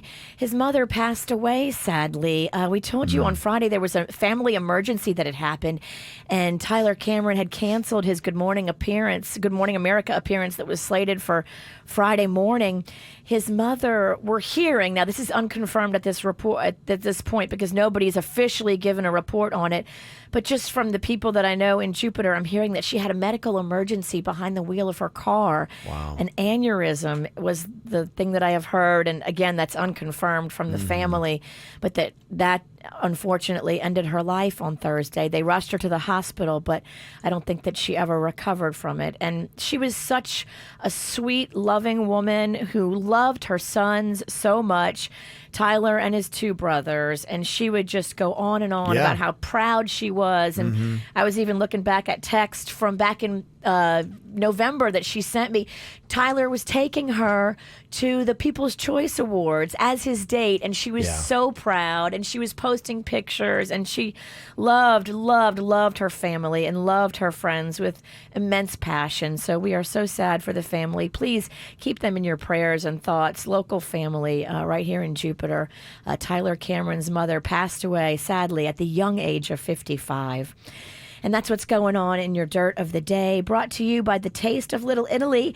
It happens this weekend.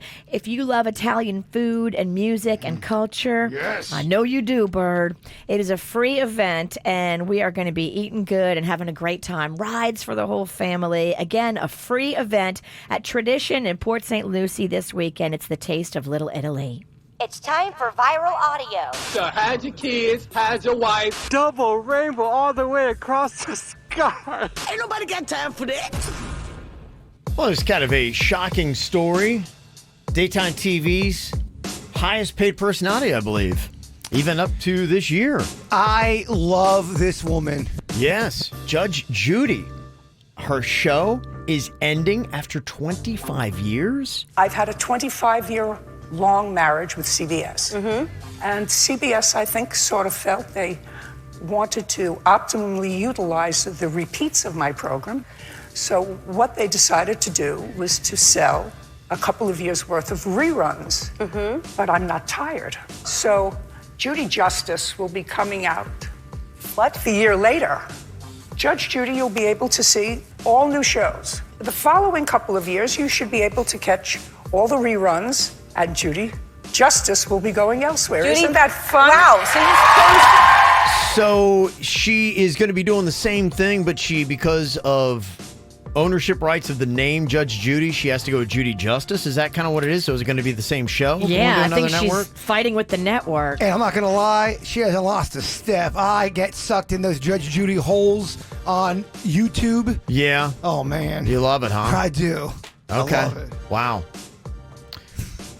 He loves it, Virginia. I know he does.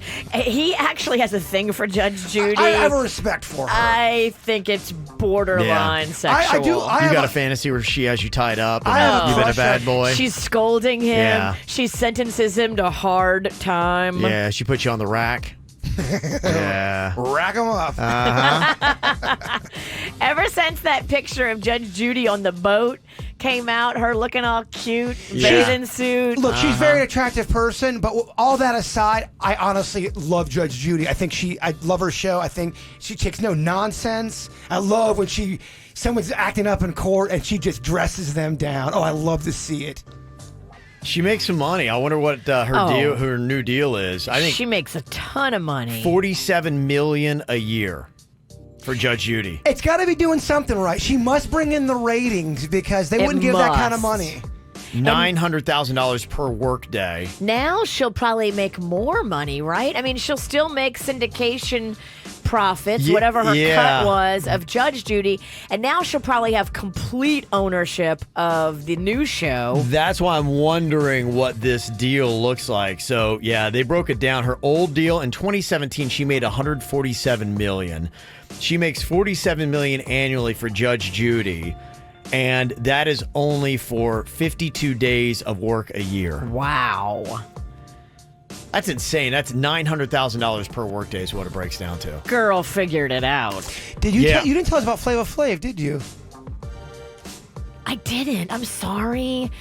Kevin. Let me throw in one real quick thing okay, here. you go first. You go first. I just want to throw in comparison. Everybody's making a big deal. Tony Romo, who's a former Dallas Cowboys quarterback, he's now an announcer for CBS and does analysis. He's getting a deal worth $17 million per season. Wow. And people were losing their mind at how much money he's making. Only 3 seasons in the NFL did he make more than that as a quarterback. So he's actually making quarterback kind of pay. I think he's paid more than a lot of almost more than half of the NFL quarterbacks for being an announcer. Is he a good announcer? He's fantastic. He really is. A lot of people would say it was unbelievable because Tony Romo would be going, I'd watch for him to run this play right here, and boom, they would run that play. And people were like, he was blowing people's minds. But $17 million, there were some people, including some Saints players. Michael Thomas was not real happy that somebody who's announcing the game is making more than people who are actually playing the game and getting hurt. So, oh, Michael, come on! Yeah. Don't care about everybody else. Worry about you. Don't let the player hit the game. You're exactly. right. Yeah. I mean, don't let the player hit the game. You're able to if you're able to create that for yourself. Yeah, you're doing pretty good, Michael Thomas. And if you're upset, just look at Judge Judy's salary. I mean, Judge Judy makes. I can't believe Tony Romo that. makes nothing compared to Judge Judy. Just to put it all in perspective. All right, what's up with Flava Flav? So he got a cease and desist letter sent out, and I guess he was speaking on behalf of Public Enemy and accusing the Bernie Sanders campaign of using like his trademarked clock and of using like some of their act, Bernie Sanders' camp, I guess. Okay, yeah. But Chuck D, I guess, is a Bernie Sanders fan. And so Chuck D had signed off on Bernie and the whole team being able to use the group's trademark from Public Enemy. And so Chuck D had to publicly say, let everybody know Public Enemy and Public Enemy Radio are moving forward without Flava Flav. Dang. We thank him for his years of service and wish him well, but he no longer speaks for us. Damn, boy! Whoa. I mean, that is harsh. I had no idea. Huh. I had no idea they were still touring. Neither did Flav. He says he had no idea that Chuck D didn't want him in the band anymore. He thought he was still in Public Enemy and spoke for the band. Wow. But I guess not. Chuck's lawyers say he is solely the owner of the group's trademarks and decides where any of their stuff gets used. I'm sure they've had fights before where Chuck D's like, dude, you got to stop talking. You got to keep it down. You got to put the lid on it. Wow. Crazy. All right. Well, I told you that I was thinking about having the talk with my 11-year-old son, Cannon and the Birds and the Bees, little talk, because that's good parenting, right? You want to help guide your kids, and you want to be the one to have them hear it from you so they hear the right thing about it. You know, for me, I would, like to have the context of, the beauty of it, but also, the dangers and the pitfalls and knowing the ins and outs of what it really means and how to do it right, to be respectful and all those kind of things that come along with it. Yeah, right. And it's good to be the first guy with the information. Yes. So, we talked about it on the show, and I also have older kids, and I don't even know if I really sat down with them. Probably didn't do it right. I was a younger dad, and, now I'm trying to do things right the second time around that I screwed up the first time. And so I'm like going, it's probably something I should. Now, look, my dad never sat me down. We never had the talk. I was 21 and I got a letter when I lived in California, and he thought, well, hey, if you don't know how this works, call me and I'll let you know. Man, do you have that letter still? I would love to read it. I really wish I would have kept it. Yeah, looking back on it, it would have been something to be like, I think I got it, Dad. It's all good. Appreciate it, though. So, yeah, he's jumping in. He's 10 years late. Do you remember the nature of the letter? Was it very specific? It was typed out on a typewriter. It was very... He's an attorney, so it was very formal. Did he bill you for it? It was that kind of, it was sweet, but it's a little late. So I thought, okay, now's probably about the time. My son is starting to show some of those changes that you have when you get into puberty. And so I was thinking about having the talk, but like I said, I have older kids that are almost 22, and they both heard the discussion I had on air about it, and they had a conversation between themselves. And then they had a talk with me yesterday about the talk I was going to have with him, because I hadn't done it yet, because I was, marking it to kind of like doing the next week. And they had kind of told me, said, put the brakes on it. Like, have you thought this? I'm like, well, I'm working on it. I'm trying to think it through. And somebody given the great suggestion, do it when you're in the car with them. That's a good place where you've got, that moment where you can really kind of have that discussion. You get their attention. That's the tough thing about talking to kids today. Yes. He can't really do anything else besides just sit there. And we have, like a lot of people, that kind of lifestyle, and especially with my schedule, I run around. It's not like I have a lot of time where I'm just sitting down there with him. I may see him for about, alone, where we're sitting here chilling for about 3 minutes a day. So it'd be kind of weird to be like, hey, sit down, son. I want to talk to you. So I, trying to find that right time is important. Son, do you have any weird feelings or stirrings going on with you right now? Yes. Wait, what? Dad, you're making me feel weird. Yeah, so trying to sort it out. So my daughter, Caitlin, she talked to me yesterday, and my son, Colin, was just kind of listening, but she is close with Cannon. Talks to him about a lot of things, and, even talks to him about some of these things, and he's kind of, I think, her confidant. And she said, why don't you let me do it? I don't think it would be nearly as awkward, and I could say everything you need to say, and I think that it would be a lot better received coming from me than from you. And I was like, okay, let me think about it. And that's where I am, and that's all I've done. Is it better off entrusting it to an older sibling? And is that a cop-out? Am I taking the easy way out? Am I not doing my responsibility? Am I doing a disservice? Well, let me ask you this. Yeah. Do you think Caitlin could deliver? Would she do a great job with this, in your opinion? I think she could, and I think I would need to talk to her to be like, I want you to make sure you stress this, because there were a couple points. Tell her to role play and pretend like you're Cannon. See, but this could be awkward having a conversation with my 21-year-old daughter about sex. How did you make this more awkward? I know. So it's going to be an awkward conversation that I want to have with my 21-year-old daughter about how to talk to my 11-year-old son about sex. So it might be doubly awkward to do this. So I'm like, is this the right move? Do I have her stand in? Because I feel like I am doing a disservice if I don't be like going, hey, at least make sure that this style is addressed. How about this? What if if you're really uncomfortable, she could maybe start it off, and then in some time you could kind of not quiz him, but see what she taught him. You could jump in like a hype man. Yeah, boy. What she said. Like Flava Flav. Put a clock. Wow. Yes. Hey, that would actually work at certain points. Are you really that uncomfortable having the talk with him? No, yes and no. One, I'm more worried about completely weirding him out, and him just one day looking back. It was one of the most awkward, weirdest moments of my life, and so you're trying to think of a way to do it where and sometimes if you have a kid that's hard to talk to, and my son Ken, I think sometimes it's hard to talk to him sometimes. I know a lot of parents probably have this with their kids. Some kids are just chatterboxes and it's easy to break into it. He's not that way. You kind of have to dance around to get him serious in that kind of frame of mind, and that's tough to do. And so I can that's why I'm trying to think of like, how do I even get into this where I get his attention and it's legit and it's not awkward? And I can't figure it out. And that's why my daughter Caitlin's like, you're going to make it weird and awkward. So she's like, let me handle it. I don't hate having her involved, but I still think you can't.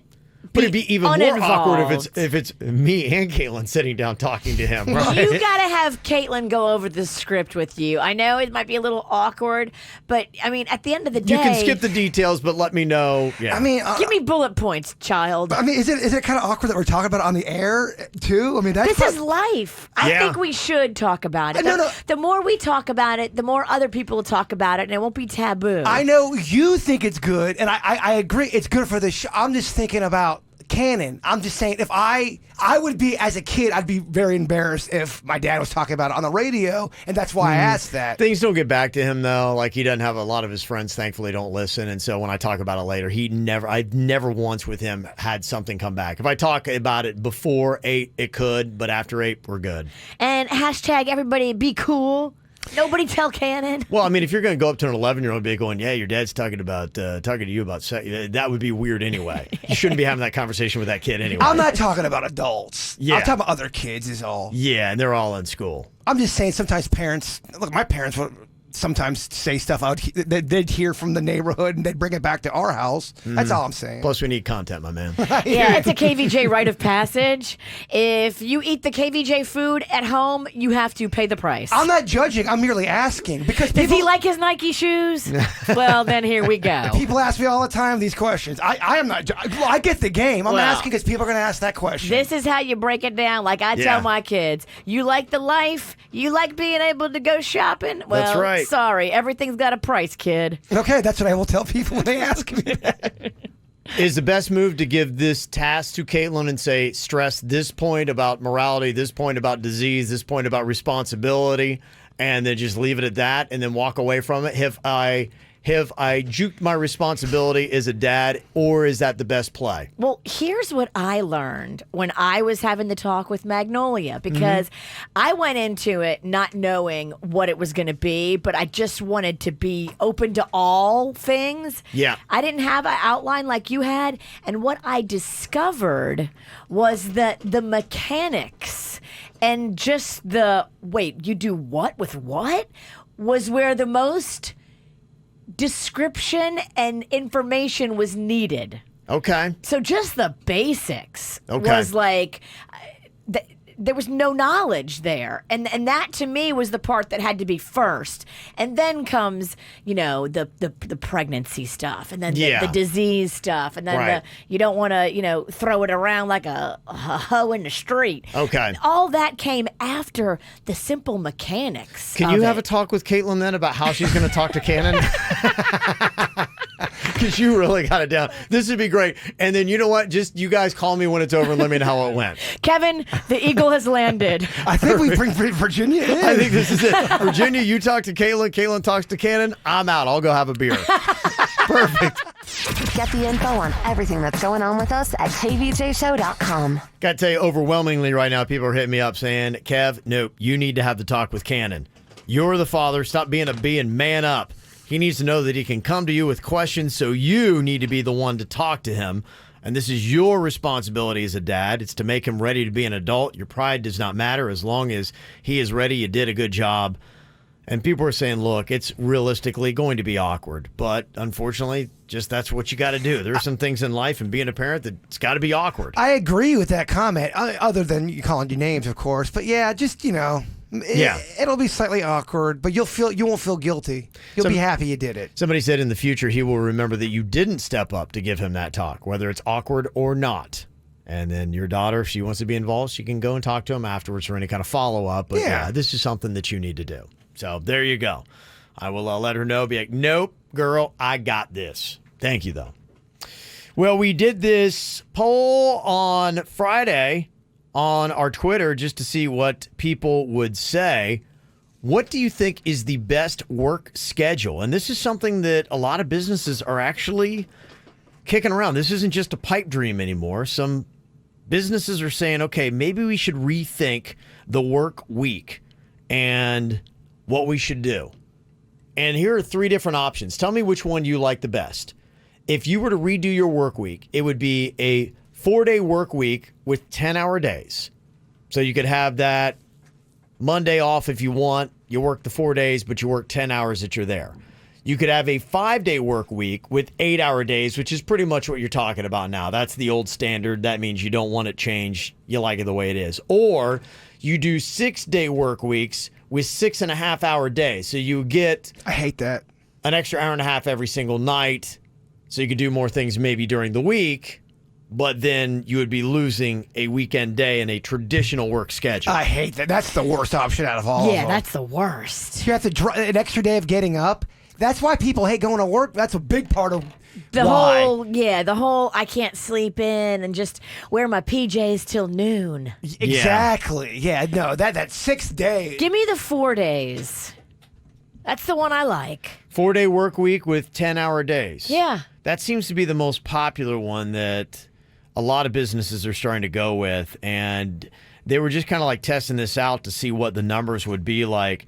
And when I posted it up on our Twitter for which one's the best work schedule, 82% of the people said the 4-day work week that is 10 hours long. Would you push for having the Monday off with no show or a Friday with no show? Go the Monday off. I think Love people it. prefer that. Yeah, Friday just has a fun vibe still. And so you don't want to lose that. I think what they're finding out at work is that people do when they are in high spirits and they're happy, they work well. They do. They dive into projects and they're just more clear-headed and they're just more productive, and that's ultimately what businesses want. Well, imagine if you had a fight the night before with your mate. You have to do a presentation. You've been up for 3 days. And then you have to be on point and deliver it. You're right. That extra day would be nice. Yeah. So that's kind of what I'm into as well. So that seems to be the most popular. Who knows? Maybe it might be something you start seeing. I know there's some workforces already in South Florida that's doing it. So we'll see how long before it becomes commonplace. That is going to be the thing. Got some whacked out news coming up here in just a second, including a couple of random things. The guy thought he had squirrels in his attic. He had something else. We'll let you know what it is next. Ow! There's a lot of dumbass criminals to talk about, baby. It's the whacked out news. People breaking the law. Ha ha, fighting in the nude. Ha, drunk people pooping in the street. Ha ha, it's the whacked out news. So many people on meth. Ow! Sounds like the kind of story that would happen more in Florida than in Ohio. They say that wildlife enforcement was called to a home to remove a large alligator from a basement. When they went and investigated, they found out that apparently the gator had been living there for 25 years. He's a squatter. He's a long-term squatter. That's crazy. I think he should be allowed to stay. Well, the guy wants him to. He'd had him, and somebody returned the guy in finally after 25 years having this pet gator, and now they're taking it to an animal sanctuary in Myrtle Beach. The gator's not going to know what the hell's going on. I don't know. And I don't know how they do this. I'm no animal expert, but I mean, the gator's been there 25 years. I know. Was he? And Do you think he'll like it better in the sanctuary, or will he be like, what is going on? I don't know. I don't know. Man, that's all he's known for that long. Yeah. You know, would you like it? Probably not. Someone takes you out of Tequesta after all these years, puts you in Lake Park. I've been in Tequesta for 5 years. I actually lived in Lake Park before that. All right, it's a bad example. Yeah. You get what I'm trying to say. Another interesting little wildlife issue here. There's a guy in Oklahoma that thought he heard some squirrels in his attic, so he went to go check. Well, these were not squirrels, Virginia. No, he did not have squirrels. He had a random dude just chilling there. We have the 911 call, Kev. That's kind of crazy, huh? Oklahoma City 911, what's your emergency? Yeah, I've got a man, a stranger in my house, came into the attic, camped out overnight. I need somebody here immediately. I have a gun on him right now. Grab your bag, we're going down the stairs. Have you put the gun down? No, I'm walking him down the stairway. Turn left here. Wow. Put the gun down? You have a stranger in your house. Yeah. No, that's the time to pick up the gun. Put down the... What? Tell me put the gun down. That's not right That's the advice. reason why I have a gun. That's not good advice. No. No. Put down the gun so he can grab it and then shoot you. Put the gun away, yes. And then take over your house. Hand him the gun. Wait, what? What? What? That doesn't make a lick of sense. No, this is Oklahoma. You'd think they know better. Right? There's a guy in Washington got arrested for public intox. It's kind of obvious, I guess he had a little something going on because when they found him, he was in a shouting match with a parked, unoccupied Porsche. Wonder what that conversation was like. Yeah. Just going through it. Yeah. Gotta tell you, you ever been that drunk in that weird headspace? It could happen. Have I? Yeah. Kevin, let's reflect on the weekend. I was talking to my chair for 30 minutes. There's a woman in South Carolina that thought she's going to be cute and do a little dine and dash from this restaurant. She was so clever, she ran outside, did not get caught. Free meal, yes. Then she realized she left her ID on the table. No! Big dummy. Well, Big dummy. You got exactly what you deserve. Yeah, she did. Mm-hmm. Some places make the waitress pay for it. I hate How that. uncool is that? It happened to one of my family members, and it made me so mad when I heard that's the policy. If somebody dines and dashes, the server has to pay for that. That is a bunch of crap. That is a bunch of crap. Terrible. If I was a restaurant owner, I would not have that rule. That's not cool, man. Yeah. There's a guy in Canada that had an interesting little heist plan here. He walks into a Tim Hortons, which is kind of like our Dunkin' Donuts coffee shop, basically, in Canada. Tim Hortons are yummy. They have those in Buffalo. Oh, okay, yeah, a little bit more closer to the border they do that. Very close to Canada. So his heist plan was he walks into a Tim Hortons with a rubber chicken. That's his weapon of choice? Well, it's not really a weapon, it is a decoy, Virginia. He takes the rubber chicken, he puts it on top of a charity donation box. People are just whatever. He picks up the donation box and he just walks right out. Nobody said a word to him. Now they're going, wait a minute. Hey, that guy with the rubber chicken just walk out with their donation box? Sure enough. Huh. Yeah. So apparently that's just it. You got to like confuse people, And get them flustered, and then just walk out with the cash. And he walked out with $4 in nickels. Yeah, congratulations. Congratulations, Want to sir. buy you a cup of coffee at Tim Hortons. Did you hear about this new product? It's called the Car-Banana, and it looks just like a banana. And apparently it's to take out the kick in the stank of your toots. What you do, you slide this Car-Banana into your underwear between your butt cheeks. I'm not sliding anything that's shaped like a banana in between my butt cheeks. And apparently, Virginia, you can fart away and you won't stink. I don't know. This thing, I mean... It sounds Can I see a picture of it? Wait, does it sound goofy, Virginia? It sounds ridiculous. Does it sound like it's going to work? Why? Why do you think that? It's covered in a washable fabric. And I think the carbon part of it, I've even seen underwear that's got like carbon filters in it. Apparently there's something about the carbon that if you fart through it, it takes out the teeth. I think we should not get rid of farts. I feel like that keeps us humble as a species. You start getting rid of farts, we're going to really have some problems. You still fart, they just don't stink. Yeah, I think Isn't that a better world? No, we need that stink. We need that around to make us better. And wouldn't it be nice if maybe you could have your fart smell like vanilla bean or something like that? Too much bliss, I think, is a bad thing. This is just too happy in the world? It's too much. Yeah, we need something to keep us balanced. Farts are real. They're real. They keep us grounded. They do keep us. I agree with the witch. What would the Mexican queen do? Oh, she would. There's no way she'd use this product. She likes the joy of seeing someone else suffer through her farts. That's a big part of the population. Yeah, she thoroughly enjoys that. There's this company, and it's called Shreddies, and they make the flatulence filtering underwear. If you're interested, you can buy them online, a pair for $25. Just to let you know, the Car Banana. That's expensive. That's a ripoff. Yeah. And remember that guy last year who only drank beer for Lent and he lost 44 pounds? Yes. He's going to be doing it again this year, but now he's going for 50 straight days, and he's trying to break a world record with it. Is that healthy, though? I mean, is he going to get all the vitamins and nutrients he needs? No, but he's going viral. Yeah. And that's what it's all about, right? That nourishes your soul. Yeah. I think you can do it for a while. I do remember hearing the stories about the monks that when they were going through their fast, they would just have 3 beers a day, one for breakfast, lunch, and dinner, and apparently got them what they needed. And I'm not being at all...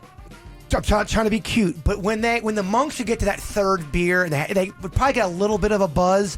Do you think they would get like urges, or just like what? I don't know, just to be free or to kind of take out their little monks, just to because you get a little loose having a couple drinks, you get the urges. No, I think they still act like a monk. I'm not saying they don't act like it. Like they're in Internally, the club. do they struggle with that? Because some people get a little horny when they drink. Well, I think they're only, plowing down 1 beer. I don't think it'll affect them that much. I thought they had 3. He said beer 3.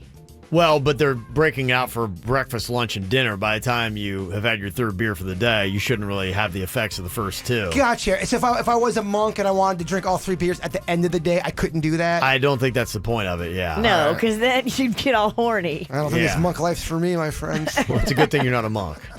You're right. It wouldn't work for you. Coming up here in a couple of minutes, boy, everybody still keeps talking about the coronavirus. Should they? I don't know. They won't stop talking about it. They won't stop talking about it. Here we go, Florida. Yeah, we've got our first 2 cases. I'll let you know exactly where and the latest on that next. This is 97.9 WRMF Palm Beach. Where is your personal panic level set on the coronavirus? 5, you're freaking out and you think that you are going to see one of your loved ones die from it, like paranoid. 1 is I'm barely paying attention. I'm more annoyed by all the coverage. I am at a 1 until I put the TV on, and then I'm at a 5 because they make it like, oh, she's a coming. They don't stop. I'm at a 3 because I'm like, okay, I don't want to take my eye off of this. I know that odds are in my favor. I get all that, but it's still kind of scary that it's like spreading to people that didn't go anywhere overseas. I also don't know what's real, what's fake. I heard one person talking about how they detected some virus, a coronavirus, in a dog. Is that real? I haven't heard that one yet. Do dogs need masks? Are you spreading misinformation? I am not, but I am now. Yeah, but, now I am. Now that was misinformation. I hope that's wrong. Well, let's get Chewy a mask, and then we'll figure it out on the back end. Oh, he'd tear that thing to shreds. I'm at a 2. I'm just above being annoyed by the ridiculous coverage. I understand that you don't want to downplay something that could become a pandemic. And now 2 people have tested presumptive positive, whatever that means, for the coronavirus in Florida. 1 in Hillsborough County, 1 in Manatee County. Now, I'm kind of trying to look at this and say, okay, how dangerous is this? Where is this compared to like some of the pandemics we've had? And, everybody always keeps me with the flu. The regular flu is worse. I was going to say, you could turn this into a drinking game of how many times people get into a fight on Facebook or social media. Yeah, what about the real flu? The flu kills more people. People get mad about that. Well, I guess the truth is I did read this line. It says COVID-19, which is your coronavirus, is about 10 times more deadly than seasonal flu, which is estimated to kill between 290 and 650,000 people a year globally. That number always got my attention when I first saw that. I was like, wow, I never knew the flu got that many people. How many?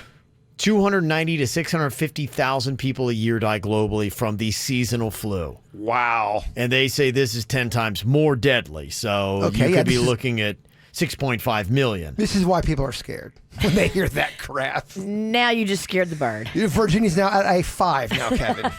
Yeah, but it is slow on the uptake. I did hear one so-called health expert, who knows who you believe, is the impending spring and warmth in the northern hemisphere is good news for killing out a lot of these viruses, and they believe that by the time it starts to get back to fall and cold weather again, where the virus would more likely thrive, that by then a cure should be out there for it. We listen to different experts, because the expert I was listening to, dogs got it. Like, what?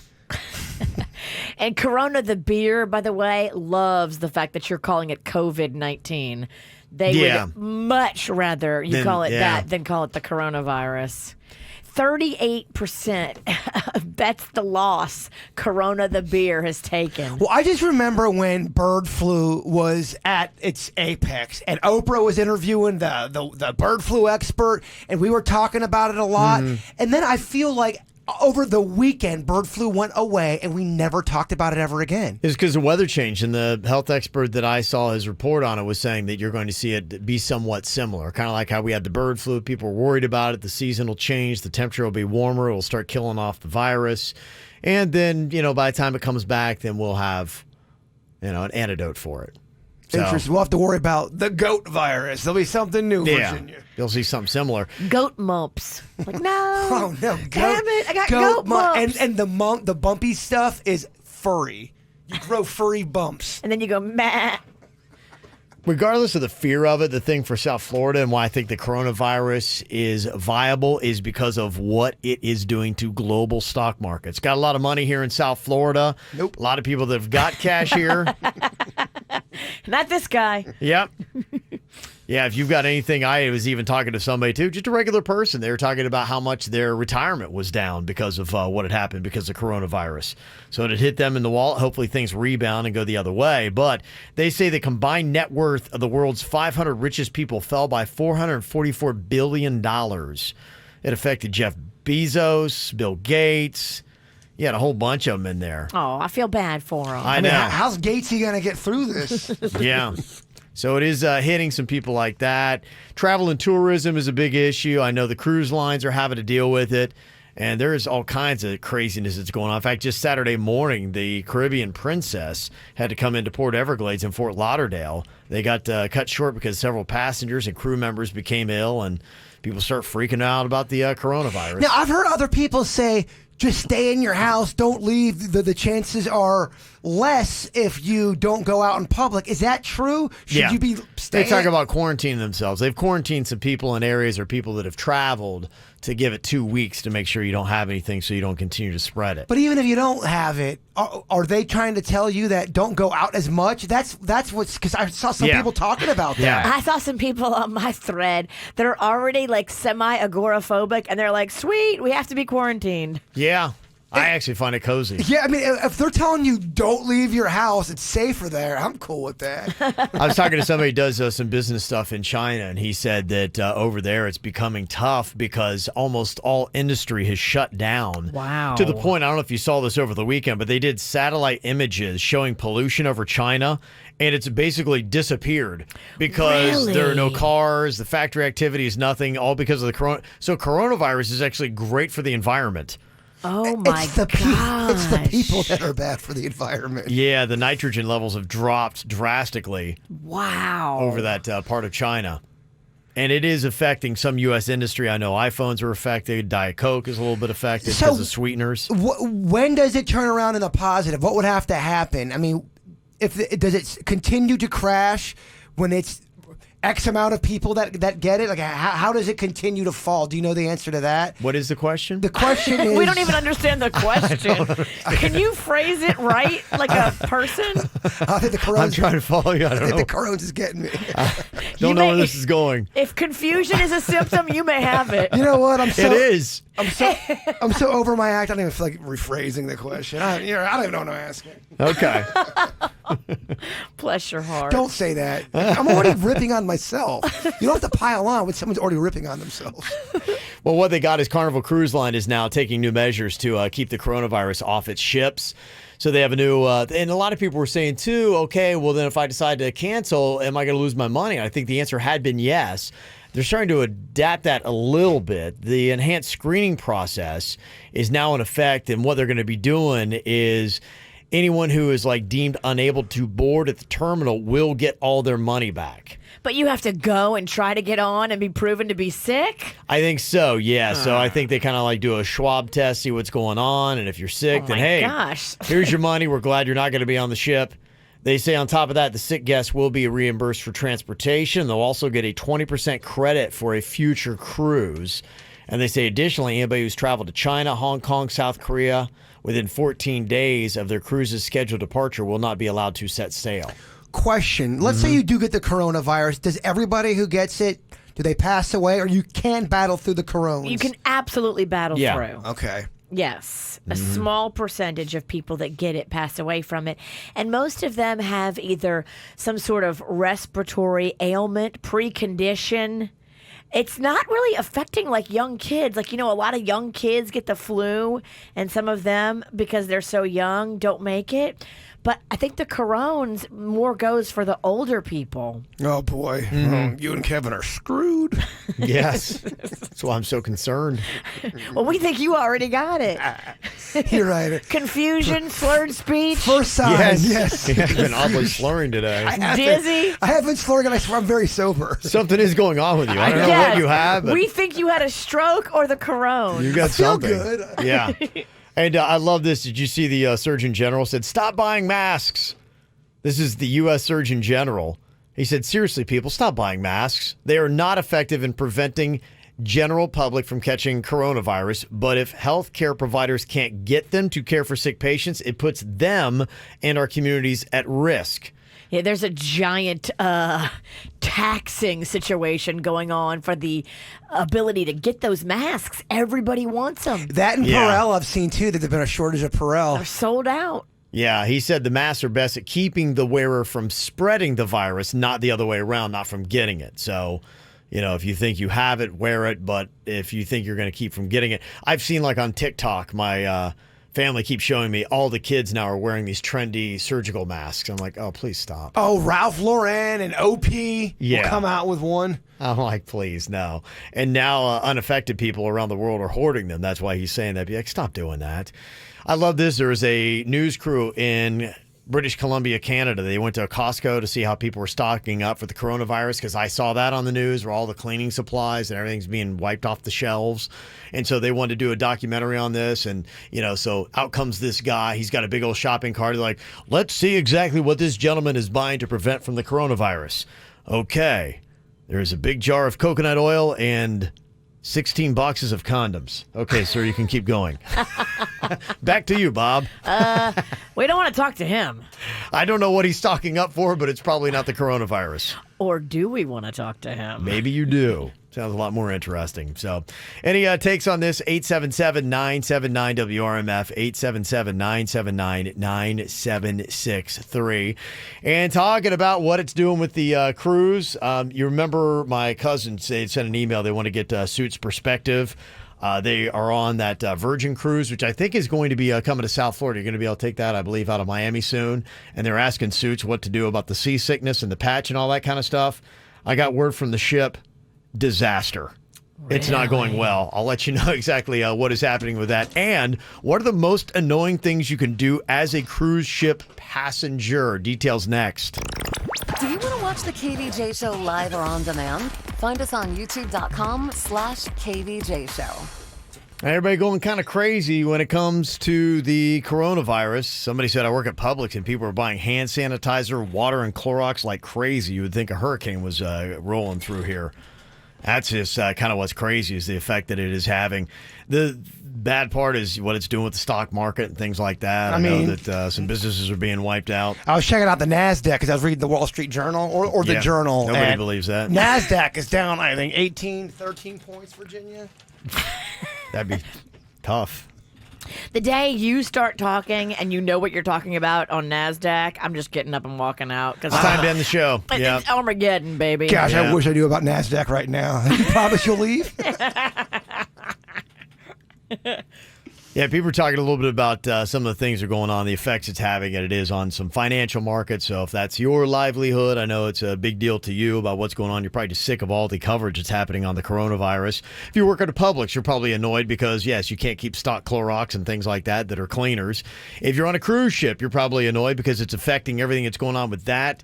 Cruise ships are getting just what's going on. Some of these nightmare type scenarios where cruise ships get quarantined out there. They're just sitting at sea. Those people that were trapped in their cabins couldn't believe it. I know my cousins, they just went on this Virgin cruise. He's doing cruise line. He's doing fast trains and cruise ships, apparently. Yeah, it sounds like it's a bit of a disaster right now, actually. Yeah, it was kind of a struggle. They went out there and they were worried about getting seasick, so they took the patch, and then my cousin got pretty ill from the patch, had to take the patch off and just deal with the seasickness because what was happening from the patch was worse than the seasickness. Oh, my gosh. And they got seasick. I'm like, well, that just sounds miserable. I'm like, no thanks. They're not even going to the same destination they were supposed to get off at now. That's what they said. They've now rerouted them to Miami. They were supposed to do a whole thing. So this is kind of like Virgin's doing an initial. In fact, I think I saw on our promo shoot, I think very soon we're going to be giving away these cruises. Yes. And yes. Yay. And so it was coming from Liverpool. That's where they got on the boat. And they were going to go to New York City. I guess follow the same route as the Atlantic and hope they made it. And then when they got to New York City, there's going to be like a big publicity thing. But now there's so much negativity about cruise ships and the coronavirus. They're like, let's just cancel that whole publicity thing and send the boat to Miami. And it's taken an extra day now. So everybody's got to rearrange their travel and they got to... Well, yeah, people who are intending to fly out of New York, now the ship's going to go to Miami for them to get off. So it's a mess. They're offering some money to reimburse, but I was kind of surprised. I don't think it's really that much money considering they're offering like $200. And I don't really think that's great travel reimbursement when you're considering changing flights and... Yeah. You think you're going to the Cayman Islands, you end up going to Singer Island. You're like, what? What's the deal here? Yeah. Did you guys see what happened last week, too? There was another ship out of Miami where people ended up, like, getting into fights and they were pepper spraying passengers all over the coronavirus stuff. What? The ship just docked on Sunday. It was on a 7-night cruise to the Western Caribbean, and one crew member got a common cold, tested negative for the coronavirus. But Jamaica and Grand Cayman both refused to let the ship dock. So now the first 3 days you have no stops. It gets to Mexico, and they had to stay on board a lot longer because they were testing the crew member first, and then they missed the other call because of being late in Mexico. So it was 7 nights. They got one stop. People were really losing their mind. I haven't seen the video yet, but there is one online of them pepper spraying people as they're like rioting in the atrium of the ship. Oh my god! Wow. So the cruise industry is in a little bit of chaos right now. Yeah, just a bit. Wow. They pepper sprayed people? It sounded like it got pretty out of control. Ship security apparently pepper sprayed a couple of people. My yeah. gosh. It was based out of Miami, the ship, on a 7-night cruise, so they just got back yesterday. Every week there's another story about problems with the cruise ship, and that's tough. I mean, travel and tourism, and they rely on those dollars. The funny thing is, most of these ships don't have the coronavirus that this is all going down on. You know, the Virgin just the ship hype doesn't. About it. It's the mania. All this is creating. Yeah, that's why to me, I asked earlier what you set your level at. Mine's at a 2. I'm just like, look, just until people are just dropping dead on the streets, let's temper our chaos about this. It was at a 1 until this segment. Yes. You got some facts in there that kind of freaked me in Virginia. Yeah. Started to increase. I saw this from MSN. It was the most annoying things you can do as a cruise ship passenger. Suits is our resident cruise expert. So if you are going to be doing a cruise, probably don't start fights and punch people about the coronavirus and things like that. It's frowned upon. Some of the things that they say here are these are people who work on cruise ships, and they ask them what annoys them about people who are on there. And I'm guilty here. 1, not listening to safety drills. I'm like, come on, man. Can we speed this thing up? Honestly, what's annoying about that is the people that take their sweet time getting there because it just makes it longer. Everybody has to be there. That's the worst part. Just go to the drill and do it so we don't have to stand there for an extra 15 minutes waiting for you. Yeah, it's you so do. annoying. And you can bring a cocktail to the safety drill. I always do. Because that's what you want. You want to get drunk when you learn about the safety of the ship.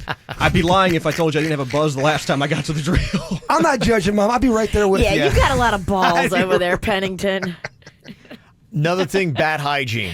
They hate when they see people on a cruise ship that are not washing their hands after they go to the toilet or grabbing food directly from the buffet with their hands. I mean, if you are going to the bathroom and then you go to the buffet, how dare you? There is a buffet video right now circulating on Twitter of a man who walks up to the soup buffet, takes the ladle, and drinks from it and puts it back. That's disgusting. Come on, man. That man needs to be shot on sight. Come on, man. That's kind of harsh, but yeah, it's terrible. Yeah.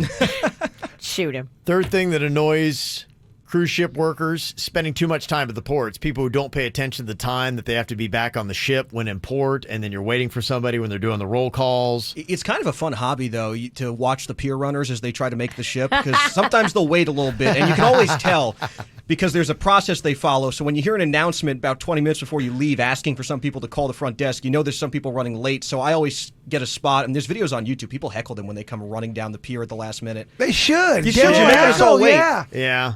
It's funny when you leave them, too. I'm not going to lie. Oh, that's happened? I've seen them be left on the pier. They show up right after you leave. Hey, it's your fault. Does anyone ever try to dive into the ship? That would be kind of exciting. They wave at it like they're going to stop and see you.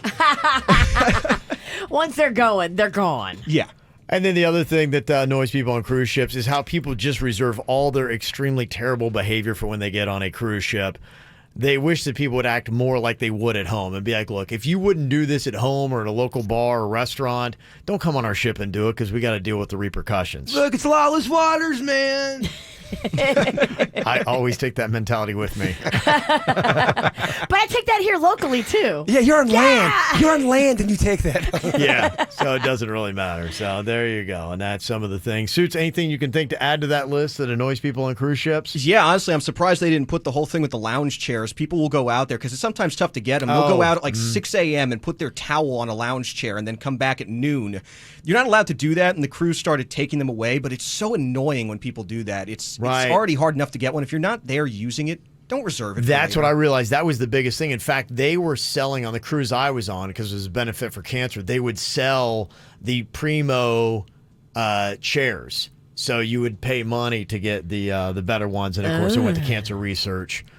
Which is all good. It was a way to make money for cancer research. So that was all good. But, I mean, just to show you the value on getting those good lounge chairs. Yeah, people will pay. You'd be surprised.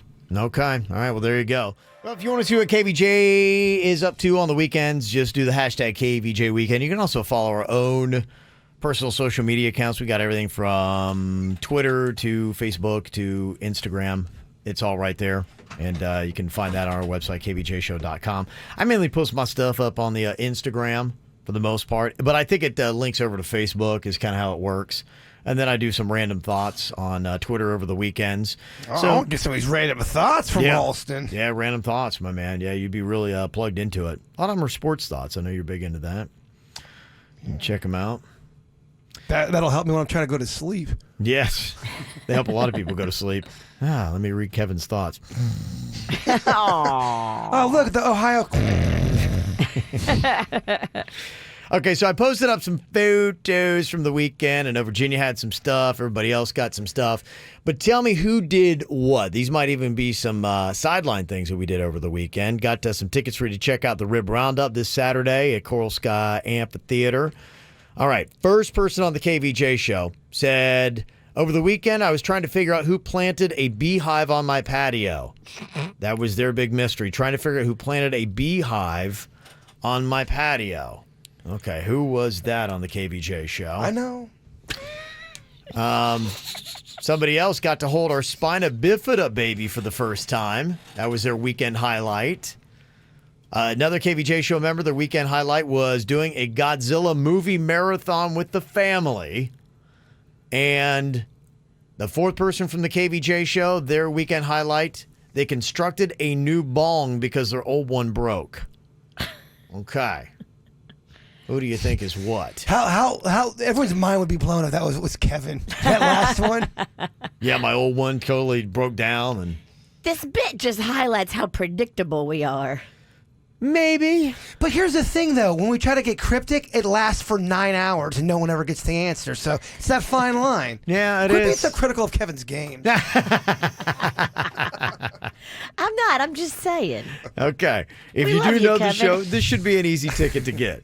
Everybody in the chat room says your hair looks great today, Kevin. There's a lot of Kevin's hair looks great today in the chat room. I've seen 2 comments. Well, I had the Hair Club event on Friday night at the Miami Heat game. Oh, I saw it popping. I liked it. Yeah. I like y'all's social media posts. Your hair better look good at the hair club suite at the Miami game. I know the pressure's on. I gotta rep them. I want to shampoo your hair so bad. You do. Just for the smell of it. Okay. Yeah.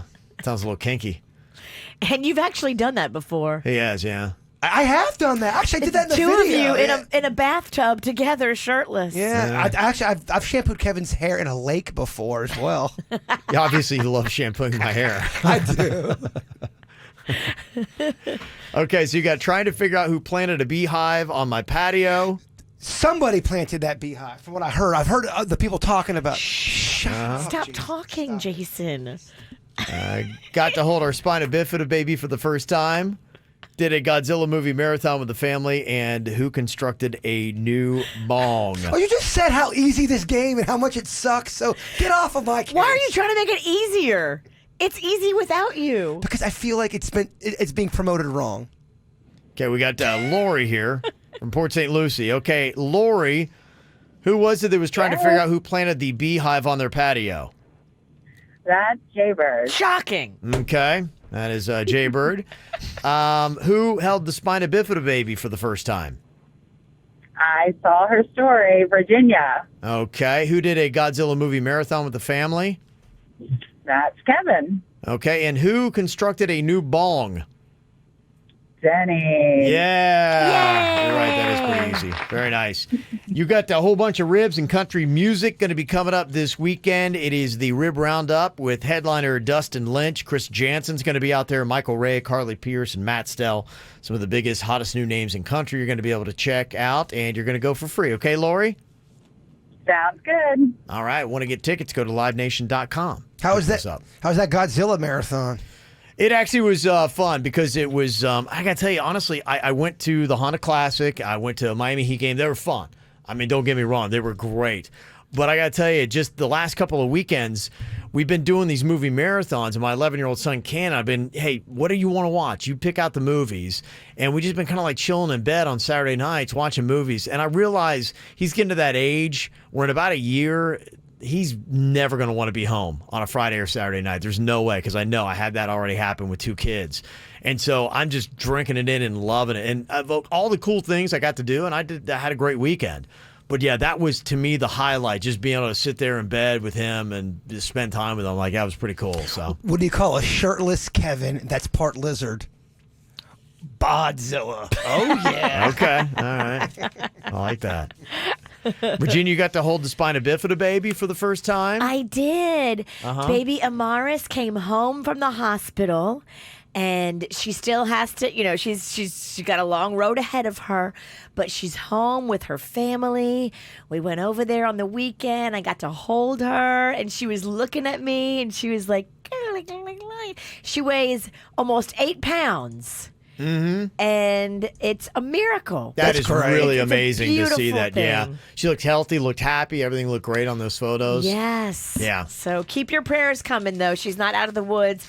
Lots of surgeries and lots of medical visits in her future. But she's happy. She's healthy. Her mother is happy and healthy. And that really is because you guys came together and helped raise that money for her surgery. She would not be where she is now without that life-giving surgery. Yes. And Jbird, what is this about the beehive? I mean, I touched upon it a little bit before. You believe someone has planted a beehive right by your gate's entrance? I get that I sound paranoid. I understand how it sounds. Yeah. Something weird's going on behind the scenes with my place. You think it's an evil spirit, or No. is it somebody that's they've taped a beehive to your patio door entrance? See, I don't even want to talk about because I can already hear the witch laughing and cackling on the microphone. But I think I've been. That's pretty unreal. I've never heard of anyone. I've been targeted, man. Okay. I'm not even kidding you. I'll tell you something. So, did they move in the night like ninja beekeepers instead of like those white outfits? Theirs are black. You know, you can get. What she comes home and his entire apartment's covered in a hive. Oh my gosh. I would chip in for this project. I'm just saying. That'd be pretty crazy. I would at least pay $50. Go we ahead. could pool our money to build a giant honeycomb out front his door. I get that it sounds insane. Let me just tell you about the other stuff going on behind the scenes. I can't even talk about it on the microphone. Okay. Targeted Virginia. Crazy stuff.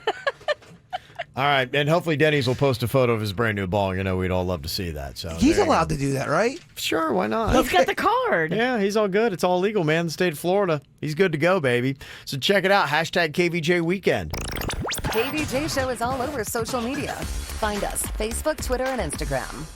All right, Jbird, hit us up with that thought for the day. Just something to remember. Remember that everyone you meet is afraid of something, loves something, and has lost something.